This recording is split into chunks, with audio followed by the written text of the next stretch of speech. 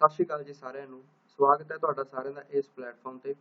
Polity ਦੇ ਵਿੱਚ ਆਪਾਂ ਸੰਵਿਧਾਨ ਦਾ ਪਾਰਟ 5ਵਾਂ ਡਿਸਕਸ ਕਰ ਰਹੇ ਸੀਗੇ ਤੇ ਉਹਦੇ ਵਿੱਚ ਆਪਾਂ ਨੇ ਯੂਨੀਅਨ ਲੈਜਿਸਲੇਚਰ ਵਾਲਾ ਜਿਹੜਾ ਪਾਰਟ ਸੀਗਾ ਉਹ ਸ਼ੁਰੂ ਕੀਤਾ ਹੋਇਆ ਸੀਗਾ ਤੇ ਪਾਰਲੀਮੈਂਟ ਨੂੰ ਲੈ ਕੇ ਹੁਣ ਤੱਕ 4 ਟੌਪਿਕ ਆਪਾਂ ਡਿਸਕਸ ਕਰ ਚੁੱਕੇ ਹਾਂ, ਜਿਹਦੇ ਵਿੱਚ ਸਭ ਤੋਂ ਪਹਿਲਾਂ ਆਪਾਂ ਪਾਰਲੀਮੈਂਟ ਦਾ ਆਰਗੇਨਾਈਜੇਸ਼ਨ ਜਿਹੜਾ ਸਟਰਕਚਰ ਸੀਗਾ ਉਹ ਪੜ੍ਹਿਆ ਹੈਗਾ। ਪਾਰਲੀਮੈਂਟ ਦੇ ਦੋਵੇਂ ਹਾਊਸਿਸ ਬਾਰੇ ਆਪਾਂ ਗੱਲ ਕੀਤੀ ਸੀ। ਫਿਰ ਦੂਸਰੇ ਲੈਕਚਰ ਵਿੱਚ ਮੈਂ ਤੁਹਾਨੂੰ ਪਾਰਲੀਮੈਂਟ ਦੀ ਮੈਂਬਰਸ਼ਿਪ ਬਾਰੇ ਪੜਾਇਆ ਵੀ ਜਿਹੜੇ ਆਪਣੇ ਐਮਪੀਜ਼ ਹੁੰਦੇ ਨੇਗੇ ਇਹਨਾਂ ਦੀ ਕੀ ਕੁਆਲੀਫਿਕੇਸ਼ਨ ਹੁੰਦੀਆਂ ਨੇ, ਇਹਨਾਂ ਦੀ ਡਿਸਕੁਆਲੀਫਿਕੇਸ਼ਨ ਦੇ ਕਿਹੜੇ ਗਰਾਊਂਡ ਹੁੰਦੇ ਨੇ ਤੇ ਹੋਰ ਸਾਰਾ ਕੁਝ ਜੋ ਕਿ ਐਮਪੀਜ਼ ਦੇ ਨਾਲ ਡੀਲ ਕਰਦਾ ਆਪਾਂ ਦੂਸਰੇ ਲੈਕਚਰ ਵਿੱਚ ਉਹ ਡਿਸਕਸ ਕੀਤਾ ਸੀ। ਫਿਰ ਤੀਸਰੇ ਤੇ ਚੌਥੇ ਲੈਕਚਰ ਦੇ ਵਿੱਚ ਜੋ ਕਿ ਮੈਂ ਕੱਲ ਤੁਹਾਨੂੰ ਡਿਲੀਵਰ ਕਰ ਚੁੱਕਿਆ ਉਹ ਸੀਗੇ ਡਿਸਕੁਆਲੀਫਿਕੇਸ਼ਨ ਦੇ ਗਰਾਊਂਡ। ਇੱਕ ਵੀਡੀਓ ਦੇ ਵਿੱਚ ਮੈਂ ਤੁਹਾਨੂੰ ਆਫਿਸ ਆਫ ਪ੍ਰੋਫਿਟ ਬਾਰੇ ਪੜ੍ਹਾ ਚੁੱਕਿਆ ਤੇ ਦੂਸਰੀ ਵੀਡੀਓ ਦੇ ਵਿੱਚ ਮੈਂ ਤੁਹਾਨੂੰ ਐਂਟੀ ਡਿਫੈਕਸ਼ਨ ਲਾਅ ਬਾਰੇ ਪੜ੍ਹਾਇਆ ਸੀ। ਸੋ ਕੱਲ 4 ਵੀਡੀਓਜ਼ ਆਈਆਂ ਸੀ। ਮੈਂ ਉਮੀਦ ਕਰਦਾ ਤੁਸੀਂ ਸਾਰਿਆਂ ਨੇ ਉਹ ਚਾਰੇ ਵੀਡੀਓਜ਼ ਦੇਖ ਲਈਆਂ ਹੋਣਗੀਆਂ ਤੇ ਅੱਜ ਦਾ ਲੈਕਚਰ ਉਹਨਾਂ ਵਾਸਤੇ ਬੜਾ ਹੀ ਸਿਖਾਲਾ ਰਹੂਗਾ ਜਿਨ੍ਹਾਂ ਨੇ ਕੱਲ ਵਾਲੀਆਂ ਜਿਹੜੀਆਂ 4 ਵੀਡੀਓਜ਼ ਨੇ ਉਹ ਚੰਗੀ ਤਰ੍ਹਾਂ ਧਿਆਨ ਦੇ ਨਾਲ ਸੁਣੀਆਂ ਨੇ। ਸ਼ੁਰੂ ਕਰਨ ਤੋਂ ਪਹਿਲਾਂ ਅੱਜ ਦਾ ਜਿਹੜਾ ਟੌਪਿਕ ਆਪਾਂ ਸ਼ੁਰੂ ਕਰਨਾ ਹੈ ਉਹਦਾ ਨਾਮ ਹੈ ਜੀ ਪਾਰਲੀਮੈਂਟ ਦੇ ਜਿਹੜੇ ਪ੍ਰੀਸਾਈਡਿੰਗ ਆਫੀਸਰ ਨੇ ਇਹਨਾਂ ਬਾਰੇ ਆਪਾਂ ਨੇ ਅੱਜ ਗੱਲ ਕਰਨੀ ਹੈ। ਪ੍ਰੀਸਾਈਡਿੰਗ ਆਫੀਸਰ ਦਾ ਭਾਵ ਜੇ ਆਪਾਂ ਲੋਕ ਸਭਾ ਦੀ ਗੱਲ ਕਰਦੇ ਆ ਤਾਂ ਲੋਕ ਸਭਾ ਦੇ ਵਿੱਚ ਪ੍ਰੀਸਾਈਡਿੰਗ ਆਫੀਸਰ ਕੌਣ ਹੁੰਦਾ ਹੈ? ਉਹ ਲੋਕ ਸਭਾ ਦਾ ਸਪੀਕਰ ਹੁੰਦਾ ਹੈ। ਸਿਮਿਲਰਲੀ ਰਾਜ ਸਭਾ ਦਾ ਪ੍ਰੀਸਾਈਡਿੰਗ ਆਫੀਸਰ ਕੌਣ ਹੁੰਦਾ ਹੈ? ਉਹ ਹੁੰਦਾ ਜੀ ਚੇਅਰਮੈਨ ਜਿਹੜਾ ਕਿ ਦੇਸ਼ ਦਾ ਵਾਈਸ ਪ੍ਰੈਜ਼ੀਡੈਂਟ ਹੁੰਦਾ। ਉਸ ਤੋਂ ਇਲਾਵਾ ਡਿਪਟੀ ਸਪੀਕਰ, ਡਿਪਟੀ ਚੇਅਰਮੈਨ, ਠੀਕ ਹੈ, ਤੇ office of panel of chairperson ਤੇ ਪੈਨਲ ਆਫ ਵਾਈਸ ਚੇਅਰਪਰਸਨ, ਇਹ ਸਾਰੇ ਕਾਸ ਹੁੰਦੇ ਨੇਗੇ। ਇਹ ਸਾਰਾ ਕੁਝ ਅੱਜ ਆਪਾਂ ਨੇ ਡਿਸਕਸ ਕਰਨਾ ਹੈ ਇਸ ਲੈਕਚਰ ਦੇ ਵਿੱਚ। ਤੇ ਲੈਕਚਰ ਨੂੰ ਸ਼ੁਰੂ ਕਰਨ ਤੋਂ ਪਹਿਲਾਂ ਇਹ ਦੱਸਦਾ ਵੀ ਟੈਲੀਗ੍ਰਾਮ ਗਰੁੱਪ ਨੇ ਆਪਣੇ ਦੋਵਾਂ ਦੇ ਲਿੰਕ ਤੁਹਾਨੂੰ ਡਿਸਕ੍ਰਿਪਸ਼ਨ ਬਾਕਸ ਦੇ ਵਿੱਚ ਮਿਲ ਜਾਣਗੇ। ਇਹਨਾਂ ਦੋਵੇਂ ਗਰੁੱਪਸ ਨੂੰ ਜੁਆਇਨ ਕਰ ਲਓ। ਇੱਕ ਗਰੁੱਪ ਦੇ ਵਿੱਚ ਤਾਂ ਜਿਹੜੀ ਵੀਡੀਓਜ਼ ਦੇ ਲਿੰਕ ਵਗੈਰਾ ਕੋਈ ਵੀ ਇੰਪੋਰਟੈਂਟ ਕੋਈ ਵੀ ਜਾਣਕਾਰੀ ਦੇਣੀ ਹੁੰਦੀ ਹੈ, ਕੋਈ ਵੀ ਡੇਲੀ ਕਰੰਟ ਅਫੇਅਰ ਦੀ PDF ਫਾਈਲ ਹੁੰਦੀ ਹੈ, ਉਸ ਗਰੁੱਪ ਦੇ ਵਿੱਚ ਸਾਰਾ ਡਾਟਾ ਮੈਂ ਸ਼ੇਅਰ ਕਰਦਾ ਹੁੰਦਾ। ਤੇ ਦੂਸਰਾ ਗਰੁੱਪ ਹੈ ਜੀ ਡਿਸਕਸ਼ਨ ਗਰੁੱਪ। ਇੱਥੇ ਤੁਸੀਂ ਬਾਕੀ ਸਟੂਡੈਂਟ ਨਾਲ ਇੰਟਰੈਕਟ ਕਰ ਸਕਦੇ ਹੋ, ਆਪਦੇ ਜਿਹੜੇ ਵੀ ਡਾਊਟ ਹੁੰਦੇ ਨੇਗੇ ਉਹਨਾਂ ਸਟੂਡੈਂਟ ਦੇ ਨਾਲ ਤੁਸੀਂ ਸ਼ੇਅਰ ਕਰ ਸਕਦੇ ਹੋ। ਤੇ ਇਸ ਗਰੁੱਪ ਦੇ ਵਿੱਚ ਰੋਜ਼ ਸਟੂਡੈਂਟਸ ਦੁਆਰਾ ਕੁਇਜ਼ ਵੀ ਕੰਡਕਟ ਕਰਿਆ ਜਾਂਦਾ ਤੁਹਾਡੀ ਸਾਰਿਆਂ ਦੀ ਰਿਵੀਜ਼ਨ ਦੇ ਲਈ। ਸੋ ਬੇਨਤੀ ਹੈ ਇਹ ਦੋਵੇਂ ਜਿਹੜੇ ਗਰੁੱਪ ਨੇ ਉਹਨਾਂ ਨੂੰ ਜ਼ਰੂਰ ਆਪਣਾ ਜੁਆਇਨ ਕਰੋ। ਅੱਛਾ, ਹੁਣ ਪ੍ਰੀਸਾਈਡਿੰਗ ਆਫੀਸਰ ਵਾਲਾ ਜਿਹੜਾ ਟੌਪਿਕ ਹੈਗਾ ਇਹਨੂੰ ਸ਼ੁਰੂ ਕਰਨ ਤੋਂ ਪਹਿਲਾਂ ਕੱਲ ਵਾਲਾ ਜਿਹੜਾ ਲੈਕਚਰ ਸੀਗਾ ਜਿਹਦੇ ਵਿੱਚ ਮੈਂ ਤੁਹਾਨੂੰ ਪਾਰਲੀਮੈਂਟ ਦੀ ਮੈਂਬਰਸ਼ਿਪ ਬਾਰੇ ਪੜ੍ਹਾਇਆ ਸੀ ਉਹਦੇ ਰਿਗਾਰਡਿੰਗ ਇੱਕ ਦੋ ਤਾਂ ਪਹਿਲਾਂ ਤੁਹਾਨੂੰ ਕੁਐਸਚਨ ਪੁੱਛਣਾ ਚਾਹਣਾ ਤੇ ਇੱਕ ਤੁਹਾਡੀ ਸਭ ਤੋਂ ਵੱਡੀ ਜਿਹੜੀ ਗਲਤੀ ਤੁਸੀਂ ਧਿਆਨ ਨਾਲ ਲੈਕਚਰ ਨਹੀਂ ਸੁਣਦੇ ਉਹ ਤੁਹਾਨੂੰ ਮੈਂ ਦੱਸਣੀ ਚਾਹਣਾ। ਸੋ ਸਭ ਤੋਂ ਪਹਿਲਾਂ ਕੁਐਸਚਨ ਪੁੱਛਦਾ, ਇਹ ਮੈਂ ਕੱਲ ਕਰਵਾਇਆ ਨਹੀਂ ਸੀ ਤੁਹਾਨੂੰ, ਇਹ ਤੁਹਾਡੇ ਵਾਸਤੇ ਕੁਐਸਚਨ ਰੱਖਿਆ ਸੀ। ਕੋਈ ਵੀ ਬੰਦਾ ਜੋ ਕਿ ਲੋਕ ਸਭਾ ਦੀ ਇਲੈਕਸ਼ਨ ਦੇ ਵਿੱਚ ਖੜਾ ਹੁੰਦਾ ਹੈਗਾ ਯਾਨੀ ਕਿ MP ਦੀਆਂ ਚੋਣਾਂ ਵਾਸਤੇ ਉਹ ਖੜਾ ਹੋਇਆ ਹੋਵੇ ਜਾਂ ਉਹ ਵਿਧਾਨ ਸਭਾ ਦੀਆਂ ਚੋਣਾਂ ਦੇ ਵਿੱਚ ਕੰਟੈਸਟ ਕਰ ਰਿਹਾ ਹੋਵੇ ਤਾਂ ਉਸ ਬੰਦੇ ਨੂੰ ਕਿੰਨੀ ਸਿਕਿਉਰਿਟੀ ਡਿਪੋਜ਼ਿਟ ਜਮ੍ਹਾਂ ਕਰਾਉਣੀ ਪੈਂਦੀ ਹੈ। ਜਿਵੇਂ ਕਿ ਪ੍ਰੈਜ਼ੀਡੈਂਟ ਤੇ ਵਾਈਸ ਪ੍ਰੈਜ਼ੀਡੈਂਟ ਦੇ ਰਿਲੇਟਡ ਆਪਾਂ ਪੜ੍ਹਿਆ ਸੀਗਾ ਵੀ ਉਹਨਾਂ ਨੂੰ ਕਿੰਨੀ ਸਿਕਿਉਰਿਟੀ ਜਮ੍ਹਾਂ ਕਰਾਉਣੀ ਪੈਂਦੀ ਹੈ ਜੇ ਉਹਨਾਂ ਨੇ ਰਾਸ਼ਟਰਪਤੀ ਜਾਂ ਵਾਈਸ ਪ੍ਰੈਜ਼ੀਡੈਂਟ ਦੀ ਇਲੈਕਸ਼ਨ ਦੇ ਵਿੱਚ ਖੜਾ ਹੋਣਾ ਹੈਗਾ। ਸੋ ਸਿਮਿਲਰਲੀ ਇਹ ਦੱਸੋ MP ਤੇ MLA ਨੂੰ ਜੇ ਇਹਨਾਂ ਨੇ ਲੋਕ ਸਭਾ ਤੇ ਵਿਧਾਨ ਸਭਾ ਦੀਆਂ ਇਲੈਕਸ਼ਨ ਦੇ ਵਿੱਚ ਕੰਟੈਸਟ ਕਰਨਾ ਹੈ ਤਾਂ ਇਹਨਾਂ ਨੂੰ ਕਿੰਨੀ ਸਿਕਿਉਰਿਟੀ ਡਿਪੋਜ਼ਿਟ ਜਮ੍ਹਾਂ ਕਰਾਉਣੀ ਪਊਗੀ? ਕਮੈਂਟ ਬਾਕਸ 'ਚ ਦੱਸੋ। ਦੂਸਰਾ, ਕੱਲ ਵਾਲੇ ਲੈਕਚਰ ਦੇ ਵਿੱਚ ਮੈਂ ਇੱਕ ਚੀਜ਼ ਤੁਹਾਨੂੰ ਗਲਤ ਪੜ੍ਹਾਈ ਸੀਗੀ।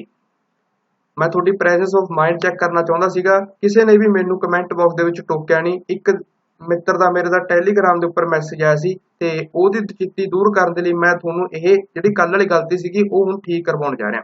ਤਾਂ ਦੇਖੋ ਧਿਆਨ ਨਾਲ ਲੈਕਚਰ ਸੁਣਿਆ ਕਰੋ। ਤੁਸੀਂ ਮੈਂ ਤੁਹਾਨੂੰ ਗਲਤ ਚੀਜ਼ ਪੜ੍ਹਾਈ ਇੱਕ, ਅੱਗੇ ਜਾ ਕੇ ਉਹਦੀ ਐਗਜ਼ਾਮਪਲ ਵੀ ਦਿੱਤੀ, ਤੁਸੀਂ ਫੇਰ ਵੀ ਨਹੀਂ ਗਲਤੀ ਫੜ ਸਕੇ। ਗਲਤੀ ਕੀ ਸੀ?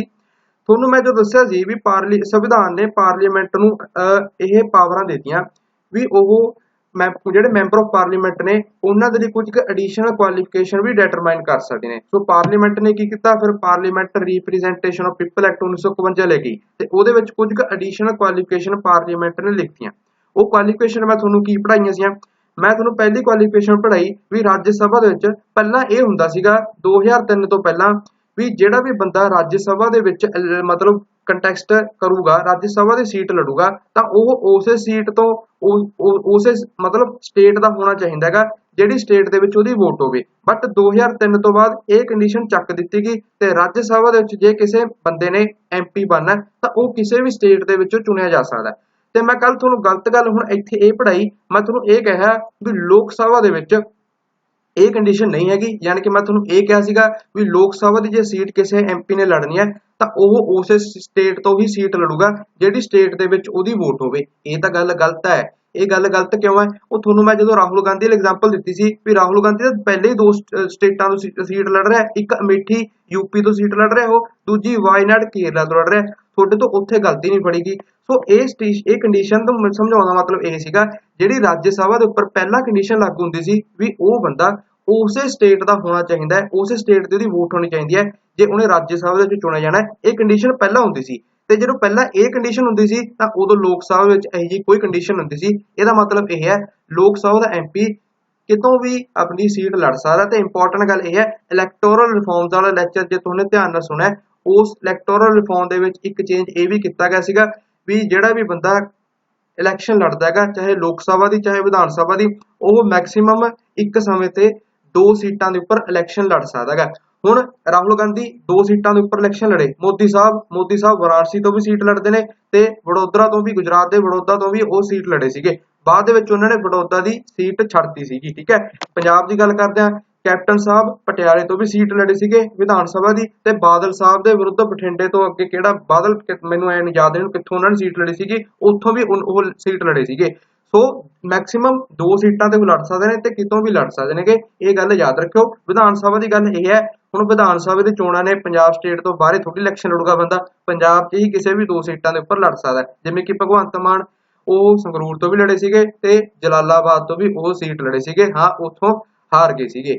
ਸੋ ਇਹ ਕੱਲ ਮੇਰੀ ਇੱਕ ਗਲਤੀ ਸੀ, ਮੈਂ ਤੁਹਾਨੂੰ ਜਾਣ ਕੇ ਪੜਾਇਆ ਸੀ, ਤੁਹਾਡੀ ਪ੍ਰੈਜ਼ੈਂਸ ਆਫ ਮਾਈਂਡ ਚੈੱਕ ਕਰਨੀ ਚਾਹੁੰਦਾ ਸੀਗਾ ਤੇ ਤੁਸੀਂ ਫੜ ਨਹੀਂ ਸਕੇ। ਠੀਕ ਹੈ, ਕਿ ਜਿਹੜੇ ਮਿੱਤਰ ਨੇ ਫੜੀ ਸੀ ਬਹੁਤ ਬਹੁਤ ਉਹ ਵਧੀਆ। ਠੀਕ ਹੈ, ਮੈਨੂੰ ਬਹੁਤ ਖੁਸ਼ੀ ਹੋਈ ਵੀ ਉਹਨੇ ਮੈਨੂੰ ਇਸ ਚੀਜ਼ ਜਿਹੜੀ ਗਲਤੀ ਸੀਗੀ ਉਹਦੇ ਵਾਸਤੇ ਟੋਕਿਆ। ਸੋ ਇਹ ਚੀਜ਼ ਆਪਦੀ ਹੁਣ ਧਿਆਨ ਨਾਲ ਸੁਣਿਆ ਕਰੋ, ਆਪਦਾ ਜਿਹੜਾ ਵੀ ਲੈਕਚਰ ਮੈਂ ਤੁਹਾਨੂੰ ਸੁਣਾਉਣਾ ਫਿਰ ਬਾਅਦ ਦੇ ਵਿੱਚ ਤੁਸੀਂ ਕਹਿੰਦੇ ਹੁੰਦੇ ਹੋ। ਠੀਕ ਹੈ, ਸੋ ਹੁਣ ਆਪਾਂ ਸ਼ੁਰੂ ਕਰਦੇ ਹਾਂ ਆਪਣਾ ਅੱਜ ਦਾ ਇਹ lecture. Presiding officer of parliament, ਤਾਂ ਆਪਾਂ ਨੂੰ ਪਤਾ ਜਿਹੜੇ ਪਾਰਲੀਮੈਂਟ ਦੇ ਦੋਵੇਂ ਹਾਊਸਿਸ ਹੁੰਦੇ ਨੇ, ਚਾਹੇ ਲੋਕ ਸਭਾ ਚਾਹੇ ਰਾਜ ਸਭਾ, ਉਹਨਾਂ ਦੇ ਵਿੱਚ ਪ੍ਰੈਜ਼ਾਈਡਿੰਗ ਆਫੀਸਰ ਹੁੰਦੇ ਨੇਗੇ।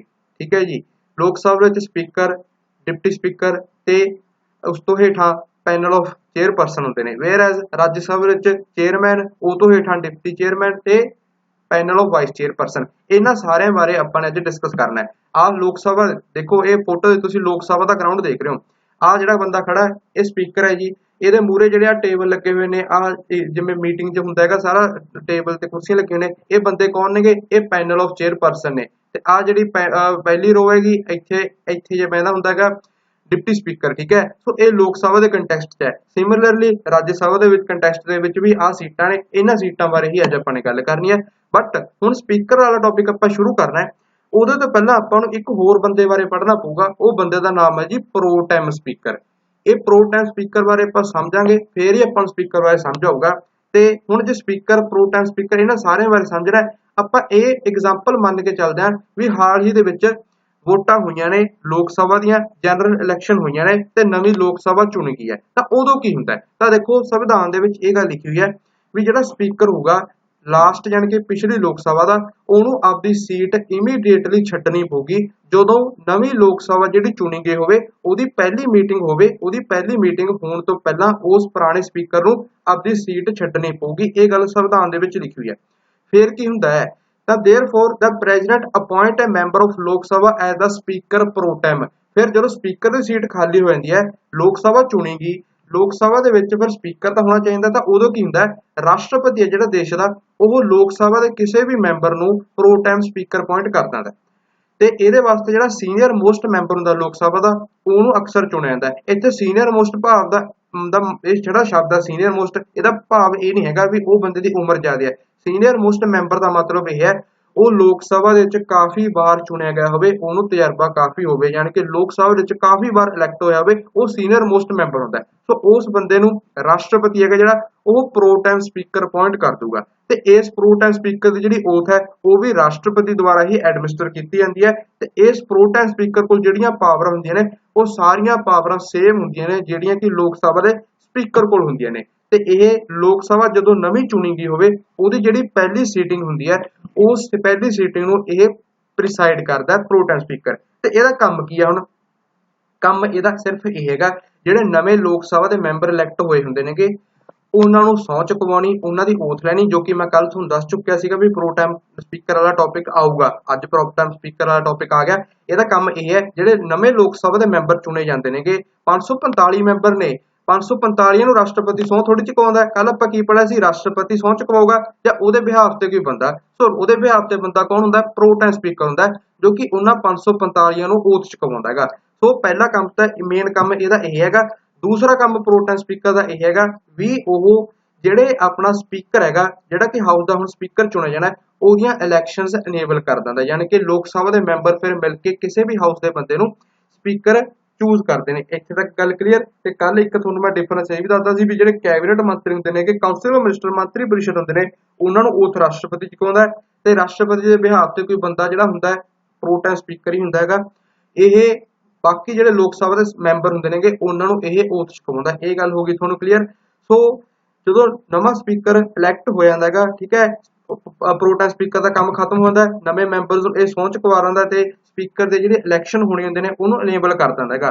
ਸੋ ਫਿਰ ਕੀ ਹੋ ਜਾਂਦਾ ਸਪੀਕਰ ਚੁਣਿਆ ਜਾਂਦਾ ਹੈਗਾ ਆਪਦੇ ਹਾਊਸ ਦੁਆਰਾ ਯਾਨੀ ਕਿ ਲੋਕ ਸਭਾ ਦੁਆਰਾ ਤੇ ਜਦੋਂ ਸਪੀਕਰ ਚੁਣਿਆ ਜਾਂਦਾ ਤਾਂ ਉਦੋਂ ਜਿਹੜਾ ਸਪੀਕਰ ਪ੍ਰੋ ਟੈਮ ਦਾ ਆਫਿਸ ਹੈਗਾ ਯਾਨੀ ਕਿ ਪ੍ਰੋ ਟੈਮ ਸਪੀਕਰ ਦਾ ਆਫਿਸ ਹੈ ਉਹ ਸੀਜ਼ ਟੂ ਐਗਜ਼ਿਸਟ ਹੋ ਜਾਂਦਾ ਯਾਨੀ ਕਿ ਉਹ ਸੀਟ ਆਪਦੇ ਆਪ ਆਟੋਮੈਟਿਕਲੀ ਖਤਮ ਹੋ ਜਾਂਦੀ ਹੈ ਸੋ ਇਹ ਇੱਕ ਟੈਂਪਰੇਰੀ ਆਫਿਸ ਹੁੰਦਾ ਪ੍ਰੋ ਟੈਮ ਸਪੀਕਰ ਦਾ ਜੋ ਕਿ ਕੁਝ ਕੁ ਦਿਨਾਂ ਵਾਸਤੇ ਐਗਜ਼ਿਸਟ ਕਰਦਾ ਹੈ ਫਿਰ ਲੋਕ ਸਭਾ ਦਾ ਸਪੀਕਰ ਚੁਣਿਆ ਜਾਂਦਾ ਹੈ ਸੋ ਹੁਣ ਆਪਾਂ ਮੇਨ ਟੌਪਿਕ ਦੇ ਉੱਪਰ ਆਉਣੇ ਆ ਜੀ ਉਹ ਹੈ ਜੀ ਲੋਕ ਸਭਾ ਦੇ ਸਪੀਕਰ ਬਾਰੇ ਸਭ ਤੋਂ ਪਹਿਲਾਂ ਇਹਦੀ ਇਲੈਕਸ਼ਨ ਇਹਦੀ ਟੈਨਿਓਰ ਇਹਦੀ ਕੁਆਲੀਫਿਕੇਸ਼ਨ ਬਾਰੇ ਗੱਲ ਕਰਦੇ ਹਾਂ ਸਭ ਤੋਂ ਪਹਿਲਾਂ ਸਪੀਕਰ ਹੈਗਾ ਜਿਹੜਾ ਇਹ ਲੋਕ ਸਭਾ ਦੇ ਵਿੱਚੋਂ ਉਹਦੇ ਜਿਹੜੇ ਮੈਂਬਰ ਹੁੰਦੇ ਨੇ ਉਹਨਾਂ ਦੇ ਵਿੱਚੋਂ ਹੀ ਚੁਣਿਆ ਜਾਂਦਾ ਹੈਗਾ ਠੀਕ ਹੈ ਤੇ ਪ੍ਰੋ ਟਾਈਮ ਸਪੀਕਰ ਇਹਦੀਆਂ ਇਲੈਕਸ਼ਨ ਨੂੰ ਇਨੇਬਲ ਕਰਦਾ ਹੈ ਤੇ ਇਹਦੀ ਟਰਮ 5 ਸਾਲ ਦੀ ਹੁੰਦੀ ਹੈ ਯੂਜੂਅਲੀ ਠੀਕ ਹੈ ਇਹ ਬੇਸਿਕਲੀ ਜਿਹੜੇ ਸੀਟਿੰਗ ਮੈਂਬਰ ਹੁੰਦੇ ਨੇ ਲੋਕ ਸਭਾ ਦੇ ਵਿੱਚ ਜਿਹੜੇ ਲੋਕ ਸਭਾ ਦੇ ਸੀਟਿੰਗ ਮੈਂਬਰ ਹੁੰਦੇ ਨੇ ਉਹਨਾਂ ਦੇ ਵਿੱਚੋਂ ਹੀ ਚੁਣਿਆ ਜਾਂਦਾ ਹੈਗਾ ਤੇ ਬਾਈ ਕਨਵੈਨਸ਼ਨ ਇੱਕ ਰਿਵਾਜ ਦੇ ਅਕੋਰਡਿੰਗ ਜਿਹੜੀ ਰੂਲਿੰਗ ਪਾਰਟੀ ਹੁੰਦੀ ਹੈ ਜਾਂ ਰੂਲਿੰਗ ਪਾਰਟੀ ਦਾ ਕਿਸੇ ਨਾਲ ਗਠਬੰਧਨ ਹੁੰਦਾ ਅਲਾਈਅੰਸ ਹੁੰਦਾ ਉਹਦੇ ਵਿੱਚੋਂ ਹੀ ਲੋਕ ਸਭਾ ਦਾ ਸਪੀਕਰ ਚੁਣਿਆ ਜਾਂਦਾ ਹੈ ਇਹ ਚੀਜ਼ ਸੰਵਿਧਾਨ ਦੇ ਵਿੱਚ ਨਹੀਂ ਕਿਤੇ ਲਿਖੀ ਹੋਈ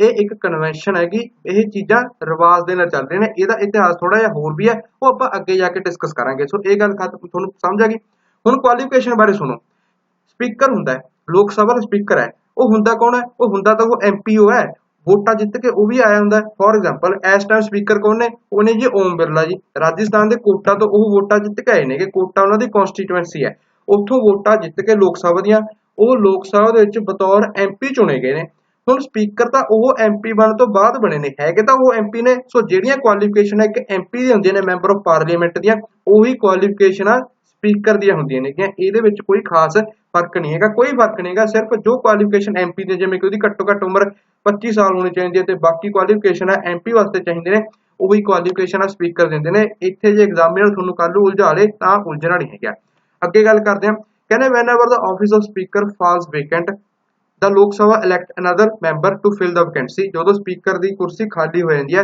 ਤਾਂ ਉਹਨੂੰ ਖਾਲੀ ਨਹੀਂ ਰਹਿਣ ਦਿੰਦੇ ਲੋਕ ਸਭਾ ਦੇ ਜਿਹੜੇ ਮੈਂਬਰ ਨੇਗੇ ਉਹ ਦੁਬਾਰਾ ਕਿਸੇ ਬੰਦੇ ਨੂੰ ਇਲੈਕਟ ਕਰਕੇ ਉਹ ਵੈਕੈਂਸੀ ਨੂੰ ਫਿਲ ਕਰ ਦਿੰਦੇ ਤੇ ਇੰਪੋਰਟੈਂਟ ਗੱਲ usually the speaker remains in office during the life of Lok ਸਭਾ ਜਿੰਨਾ ਲੋਕ ਸਭਾ ਦੀ ਲਾਈਫ ਹੁੰਦੀ ਹੈ ਉਹਨਾਂ ਟਾਈਮ ਹੀ ਸਪੀਕਰ ਹੈਗਾ ਜਿਹੜਾ ਉਹ ਆਫਿਸ ਦੇ ਵਿੱਚ ਰਹਿੰਦਾ ਹੈ ਤੇ ਜਦੋਂ ਅਗਲੀ ਲੋਕ ਸਭਾ ਚੁਣੀ ਜਾਂਦੀ ਹੈ ਉਸ ਲੋਕ ਸਭਾ ਦੇ ਪਹਿਲੀ ਸੀਟਿੰਗ ਹੁੰਦੀ ਹੈ ਉਹ ਪਹਿਲੀ ਸੀਟਿੰਗ ਲੱਗਣ ਤੋਂ ਪਹਿਲਾਂ ਜਿਹੜਾ ਸਪੀਕਰ ਹੁੰਦਾ ਉਹਨੂੰ ਆਪਣੀ ਸੀਟ ਛੱਡਣੀ ਪੈਂਦੀ ਹੈ ਇਹ ਗੱਲ ਆਪਾਂ ਨੇ ਪੜ੍ਹ ਲਈ ਬਟ ਸਪੀਕਰ ਨੂੰ ਤਿੰਨ ਚੀਜ਼ਾਂ ਦੇ ਉੱਪਰ ਆਪਣੀ ਸੀਟ ਵਕੇਟ ਕਰਨੀ ਪੈ ਸਕਦੀ ਹੈ ਉਹ ਕਿਹੜੇ ਗਰਾਊਂਡ ਨੇ ਸਭ ਤੋਂ ਪਹਿਲਾਂ ਉਹ ਜਦੋਂ ਲੋਕ ਸਭਾ ਦਾ ਮੈਂਬਰ ਹੀ ਨਾ ਰਹੇ ceases to be member of Lok Sabha ਤਾਂ ਉਦੋਂ ਉਹਦੀ ਸੀਟ ਵਕੇਟ ਹੋ ਜੂ ਯਾਨੀ ਕਿ ਖਾਲੀ ਹੋ ਜੂ ਦੂਸਰਾ ਜੇ ਉਹਨੇ ਰਿਜ਼ਾਈਨ ਦੇਣਾ ਹੋਵੇ ਸਪੀਕਰ ਨੇ ਤਾਂ ਉਹ ਰਿਜ਼ਾਈਨ ਕਿਹਨੂੰ ਆਪਦਾ ਰੈਜ਼ਿਗਨੇਸ਼ਨ ਲੈਟਰ ਕਿਹਨੂੰ ਦਊਗਾ ਉਹ ਆਪਦਾ ਰੈਜ਼ਿਗਨੇਸ਼ਨ ਲੈਟਰ ਦਊਗਾ ਜੀ ਡਿਪਟੀ ਸਪੀਕਰ ਨੂੰ ਤੀਸਰਾ ਜਦੋਂ ਉਹਨੂੰ ਰਿਮੂਵ ਕਰ ਦਿੱਤਾ ਹੋਵੇ ਤਾਂ ਇੰਪੋਰਟੈਂਟ ਗੱਲ ਇਹ ਹੈ ਸਪੀਕਰ ਨੂੰ ਜੇ ਰਿਮੂਵ ਕਰਨਾ ਹੋਵੇ ਤਾਂ ਉਹਦੇ ਵਾਸਤੇ ਕਿਹੜੀ ਮੈਜੋਰਟੀ ਚਾਹੀਦੀ ਹੈ ਉਹਦੇ ਵਾਸਤੇ ਇਫੈਕਟਿਵ ਮੈਜੋਰਟੀ ਚਾਹੀਦੀ ਹੈ ਯਾਨੀ ਕਿ majority of all the then members of the Lok Sabha ਜਿੰਨੀ ਲੋਕ ਸਭਾ ਦੀ ਇਫੈਕਟਿਵ ਸਟਰੈਂਥ ਹੈ ਇਫੈਕਟਿਵ ਸਟਰੈਂਥ ਦਾ ਮਤਲਬ ਲੋਕ ਸਭਾ ਦੇ 545 ਮੈਂਬਰ ਨੇ ਉਹਦੇ ਵਿੱਚੋਂ ਜਿੰਨੀਆਂ ਖਾਲੀ ਸੀਟਾਂ ਨੇ ਚਾਹੇ ਕੋਈ ਡੈਥ ਦੀ ਕੋਈ ਕਿਸੇ ਕੈਂਡੀਡੇਟ ਦੀ ਡੈਥ ਹੋ ਜਾਏ ਕੋਈ ਵੀ ਕਾਰਨ ਕਰਕੇ ਲੋਕ ਸਭਾ ਦੀ ਸੀਟ ਖਾਲੀ ਹੋ ਜਾਏ ਤਾਂ ਜਿੰਨੀਆਂ ਸੀਟਾਂ ਬਾਕੀ ਰਹਿ ਗਈਆਂ ਉਹ ਇਫੈਕਟਿਵ ਸਟਰੈਂਥ ਹੁੰਦੀ ਹੈ ਤੇ ਉਹ ਇਫੈਕਟਿਵ ਸਟਰੈਂਥ ਦੀ 50% ਮੈਜੋਰਟੀ ਚਾਹੀਦੀ ਹੈ ਲੋਕ ਸਭਾ ਦੇ ਵਿੱਚ ਜੇ ਕਿਸੇ ਸਪੀਕਰ ਨੂੰ ਰਿਮੂਵ ਕਰਨਾ ਹੈ ਤੇ ਇਹ ਵੀ ਤਾਂ ਹੋਊਗਾ ਜਿਸ ਤੋਂ ਸਭ ਤੋਂ ਪਹਿਲਾਂ ਸਪੀਕਰ ਸਾਹਿਬ ਨੂੰ 14 ਦਿਨਾਂ ਦਾ ਐਡਵਾਂਸ ਨੋਟਿਸ ਦੇਣਾ ਪਊਗਾ ਵੀ ਤੁਹਾਨੂੰ ਅਸੀਂ ਕੱਢਣ ਜਾ ਰਹੇ ਹਾਂ ਤੁਹਾਡੇ ਖਿਲਾਫ ਇਹ ਰਿਮੂਵਲ ਮੋਸ਼ਨ ਪੇਸ਼ ਕਰ ਰਹੇ ਹਾਂ ਅੱਛਾ ਹੁਣ ਰੈਜ਼ੋਲੂਸ਼ਨ ਪਾਸ ਹੋ ਗਿਆ ਸਪੀਕਰ ਦੇ ਖਿਲਾਫ ਉਹਦੇ ਰਿਮੂਵਲ ਦਾ ਤਾਂ ਉਦੋਂ ਕੀ ਹੋਊਗਾ ਤਾਂ ਉਹ ਜਦੋਂ ਰੈਜ਼ੋਲੂਸ਼ਨ ਕੰਸੀਡਰੇਸ਼ਨ ਦੇ ਅੰਡਰ ਹੈ ਹਾਊਸ ਦੀ ਕੰਸੀਡਰੇਸ਼ਨ ਦੇ ਅੰਡਰ ਹੈ ਵੀ ਸਪੀਕਰ ਨੂੰ ਅਸੀਂ ਰਿਮੂਵ ਕਰਨਾ ਉਹ ਰੈਜ਼ੋਲੂਸ਼ਨ ਅੰਡਰ ਕੰਸੀਡਰੇਸ਼ਨ ਹੈ ਤਾਂ ਉਹਨੇ ਸਮੇਂ ਦੇ ਵਿੱਚ ਕੀ ਹੋਊਗਾ ਜਿਹੜਾ ਹਾਊਸ ਦਾ ਸਪੀਕਰ ਹੋਊਗਾ ਉਹ ਹਾਊਸ ਨੂੰ ਪ੍ਰੀਸਾਈਡ ਨਹੀਂ ਕਰ ਸਕਦਾ ਯਾਨੀ ਕਿ ਲੋਕ ਸਭਾ ਦੇ ਸਪੀਕਰ ਦੀ ਕੁਰਸੀ ਤੇ ਉਹਨਾਂ ਚਿਰ ਨਹੀਂ ਬੈਠ ਨਹੀਂ ਸਕਦਾ ਬਟ ਉਹ ਲੋਕ ਸਭਾ ਵਿੱਚ ਆਪਣੀ ਹਾਜ਼ਰੀ ਜ਼ਰੂਰ ਲਾ ਸਕਦਾ ਪ੍ਰੈਜ਼ੈਂਟ ਉਹ ਹੋ ਸਕਦਾ ਹੈਗਾ ਉਸ ਤੋਂ ਇਲਾਵਾ ਲੋਕ ਸਭਾ ਵਿੱਚ ਬੋਲ ਸਕਦਾ ਉਹਦੀਆਂ ਜਿਹੜੀਆਂ ਪ੍ਰੋਸੀਡਿੰਗ ਨੇ ਉਹਦੇ ਵਿੱਚ ਵੀ ਭਾਗ ਲੈ ਸਕਦਾ ਹੈਗਾ ਇਹ ਗੱਲ ਇੰਪੋਰਟੈਂਟ ਹੈ ਯਾਦ ਰੱਖਿਓ ਅੱਛਾ ਇੱਥੇ ਇੱਕ ਨੋਟ ਕਰਨ ਵਾਲੀ ਗੱਲ ਹੁਣ ਇਹ ਹੈਗੀ whenever the Lok Sabha is dissolved, the speaker does not vacate its office immediately. ਜਦੋਂ ਲੋਕ ਸਭਾ ਭੰਗ ਹੋ ਜਾਂਦੀ ਹੈ ਤਾਂ immediately ਉਹਨੂੰ ਆਪਣੀ ਸੀਟ ਛੱਡਣੀ ਨਹੀਂ ਪੈਂਦੀ, ਉਹ ਉਹਨਾਂ ਚਿਰ ਆਫਿਸ ਦੇ ਵਿੱਚ ਰਹਿੰਦਾ ਜਿੰਨਾ ਚਿਰ ਅਗਲੀ ਲੋਕ ਸਭਾ ਦੀ ਪਹਿਲੀ ਮੀਟਿੰਗ ਨਹੀਂ ਹੁੰਦੀ। ਇਹ ਗੱਲ ਆਪਾਂ ਪਿੱਛੇ 2 ਵਾਰ ਪੜ੍ਹ ਚੁੱਕੇ ਹਾਂ। ਹੁਣ ਗੱਲ ਕਰਦੇ ਹਾਂ ਇਹਦੇ ਰੋਲ, ਇਹਦੇ ਪਾਵਰ ਤੇ ਇਹਦੇ ਫੰਕਸ਼ਨ ਕੀ ਨੇਗੇ। ਸਪੀਕਰ ਕੋਈ ਛੋਟੀ ਮੋਟੀ ਪੋਸਟ ਨਹੀਂ ਹੈਗੀ, ਠੀਕ ਹੈ। ਸਪੀਕਰ ਦੀ ਬਹੁਤ ਪਾਵਰ ਹੁੰਦੀਆਂ ਨੇਗੀਆਂ। ਤਾਂ ਸਪੀਕਰ ਹੈਗਾ ਜਿਹੜਾ ਇਹ ਲੋਕ ਸਭਾ ਦਾ ਹੈੱਡ ਹੁੰਦਾ ਤੇ ਉਹਦੇ ਰਿਪਰੈਜ਼ੈਂਟੇਟਿਵ ਦਾ ਇਹ ਜਿਹੜੇ ਮੈਂਬਰਸ ਹੁੰਦੇ ਨੇ, ਮੈਂਬਰ ਆਫ ਪਾਰਲੀਮੈਂਟ ਜਾਣੀ ਕਿ ਲੋਕ ਸਭਾ ਦੇ, ਉਹਦੇ ਉਹਨਾਂ ਦੀ ਜਿਹੜੀ ਪਾਵਰਸ ਤੇ ਪ੍ਰਿਵਿਲੇਜਸ ਹੁੰਦੀਆਂ ਨੇ ਉਹਦਾ ਗਾਰਡੀਅਨ ਹੁੰਦਾ ਹੈਗਾ।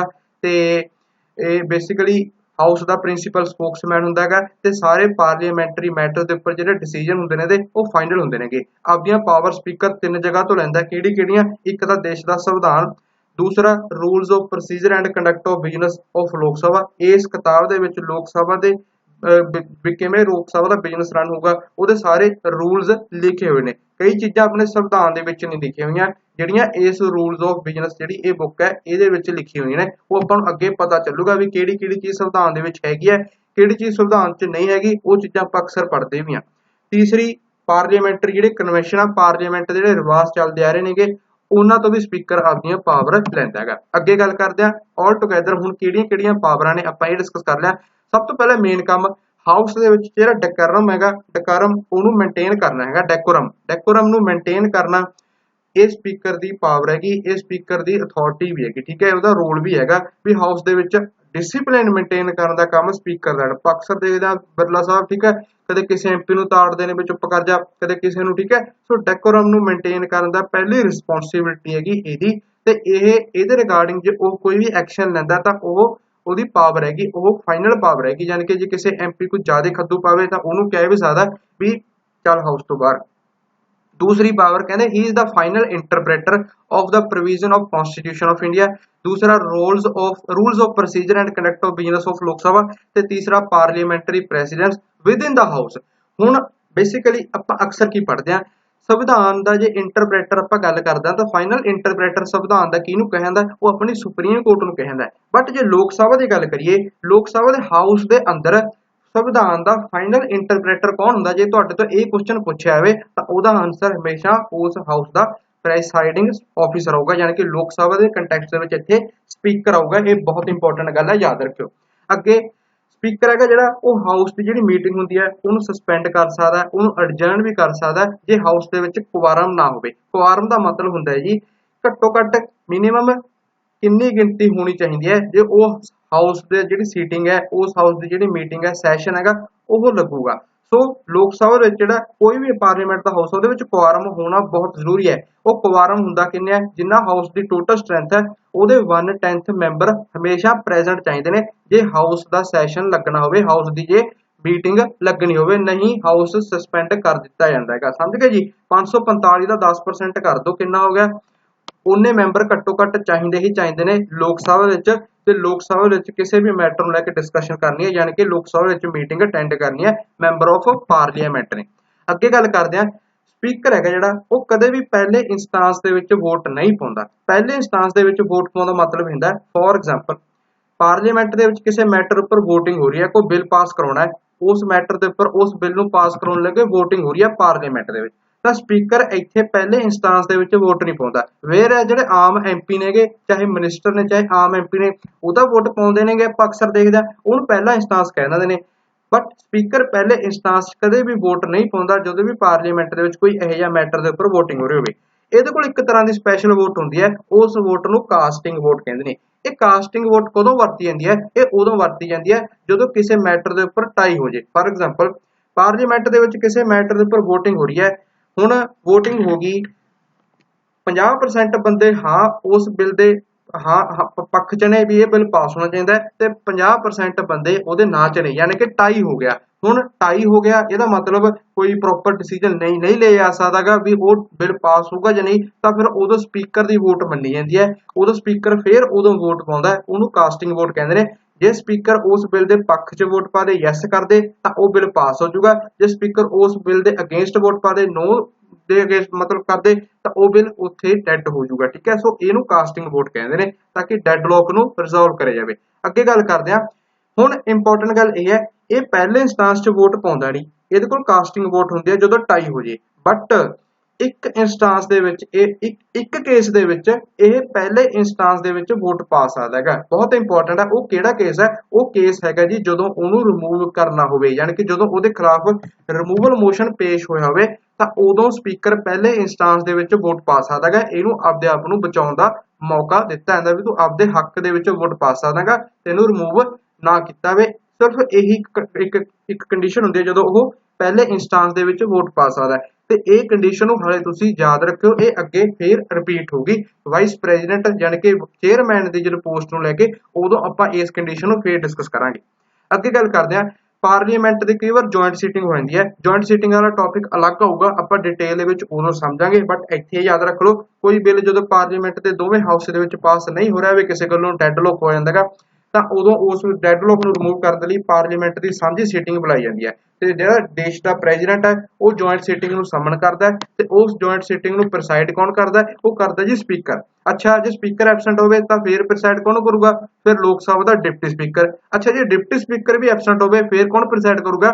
ਫਿਰ ਕਰੂਗਾ ਰਾਜ ਸਭਾ ਦਾ ਡਿਪਟੀ ਚੇਅਰਮੈਨ। ਇੱਥੇ ਰਾਜ ਸਭਾ ਦਾ ਚੇਅਰਮੈਨ ਨਹੀਂ ਪ੍ਰੈਸਾਈਡ ਕਰਦਾ ਜੁਆਇੰਟ ਸੀਟਿੰਗ ਨੂੰ, ਇਹ ਗੱਲ ਯਾਦ ਰੱਖਿਓ, ਬਹੁਤ ਇੰਪੋਰਟੈਂਟ ਹੈ। ਡਿਟੇਲ ਦੇ ਵਿੱਚ ਆਪਾਂ ਜੁਆਇੰਟ ਸੀਟਿੰਗ ਵਾਲੇ ਚੈਪਟਰ ਵਿੱਚ ਪੜਾਂਗੇ।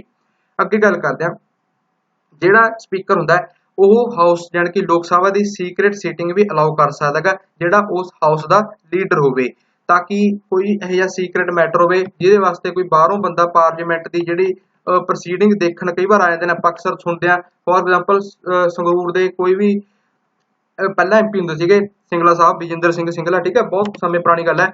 ਉਹ ਅਕਸਰ ਕੀ ਹੁੰਦਾ ਸੀ, ਸੰਗਰੂਰ ਜ਼ਿਲ੍ਹੇ ਦੇ ਜਿਹੜੇ ਸਕੂਲ ਹੁੰਦੇ ਸੀ ਪ੍ਰਾਈਵੇਟ ਸਕੂਲ, ਉਹ ਕਈ ਵਾਰ ਜਵਾਕਾਂ ਨੂੰ ਪਾਰਲੀਮੈਂਟ ਦਾ ਜਿਹੜਾ ਸੈਸ਼ਨ ਹੁੰਦਾ ਉਹ ਚੱਲਦਾ ਦਿਖਾਉਣ ਲੈ ਜਾਂਦੇ ਨੇ। ਉਹਦੇ ਵਾਸਤੇ ਕੀ ਹੁੰਦਾ, ਪਾਰਲੀਮੈਂਟ ਦਾ ਜਿਹੜਾ ਉਸ ਕੌਂਸਟੀਟੂਐਂਸੀ ਦਾ ਜਿਹੜਾ ਐਮਪੀ ਹੈ ਉਹ ਪਾਸ ਬਣਵਾ ਦਿੰਦਾ ਹੈਗਾ ਉਹਨਾਂ ਦਾ ਇੱਕ ਦਿਨ ਦਾ, ਠੀਕ ਹੈ, ਉਹ ਮਨਜ਼ੂਰੀ ਦੇ ਦਿੰਦਾ ਹੈਗਾ ਤੇ ਬੱਚਿਆਂ ਨੂੰ ਉੱਥੇ ਪਾਰਲੀਮੈਂਟ ਦੀ ਜਿਹੜੀ ਉੱਪਰ ਲੌਬੀ ਹੁੰਦੀ ਹੈ ਉੱਥੇ ਬਹਿ ਕੇ ਪਾਰਲੀਮੈਂਟ ਦੀਆਂ ਪ੍ਰੋਸੀਡਿੰਗ ਦੇਖ ਸਕਦੇ ਨੇ। ਕੁਝ ਕੁ ਕੰਡੀਸ਼ਨ ਹੁੰਦੇ ਨੇ ਵੀ ਬੱਚੇ ਦੀ ਉਮਰ 10 ਸਾਲ ਤੋਂ ਘੱਟ ਨਹੀਂ ਹੋਣੀ ਚਾਹੀਦੀ, ਠੀਕ ਹੈ। ਸੋ ਏਦਾਂ ਆਮ ਕੋਈ ਵੀ ਪਰਸਨ, ਠੀਕ ਹੈ, ਪਾਰਲੀਮੈਂਟ ਦੀ ਜਿਹੜੀ ਪ੍ਰੋਸੀਡਿੰਗ ਹੈ ਉਹ ਦੇਖ ਸਕਦਾ। ਬਟ ਕਈ ਵਾਰ ਕੀ ਹੁੰਦਾ ਸੀਕ੍ਰੇਟ ਸੀਟਿੰਗ ਵੀ ਬੁਲਾਈ ਜਾ ਸਕਦੀ ਹੈ ਸਪੀਕਰ ਦੁਆਰਾ ਜਦੋਂ ਲੀਡਰ ਆਫ ਹਾਊਸ ਸਪੀਕਰ ਨੂੰ ਰਿਕੁਐਸਟ ਕਰੇ, ਇਹ ਗੱਲ ਯਾਦ ਰੱਖਿਓ।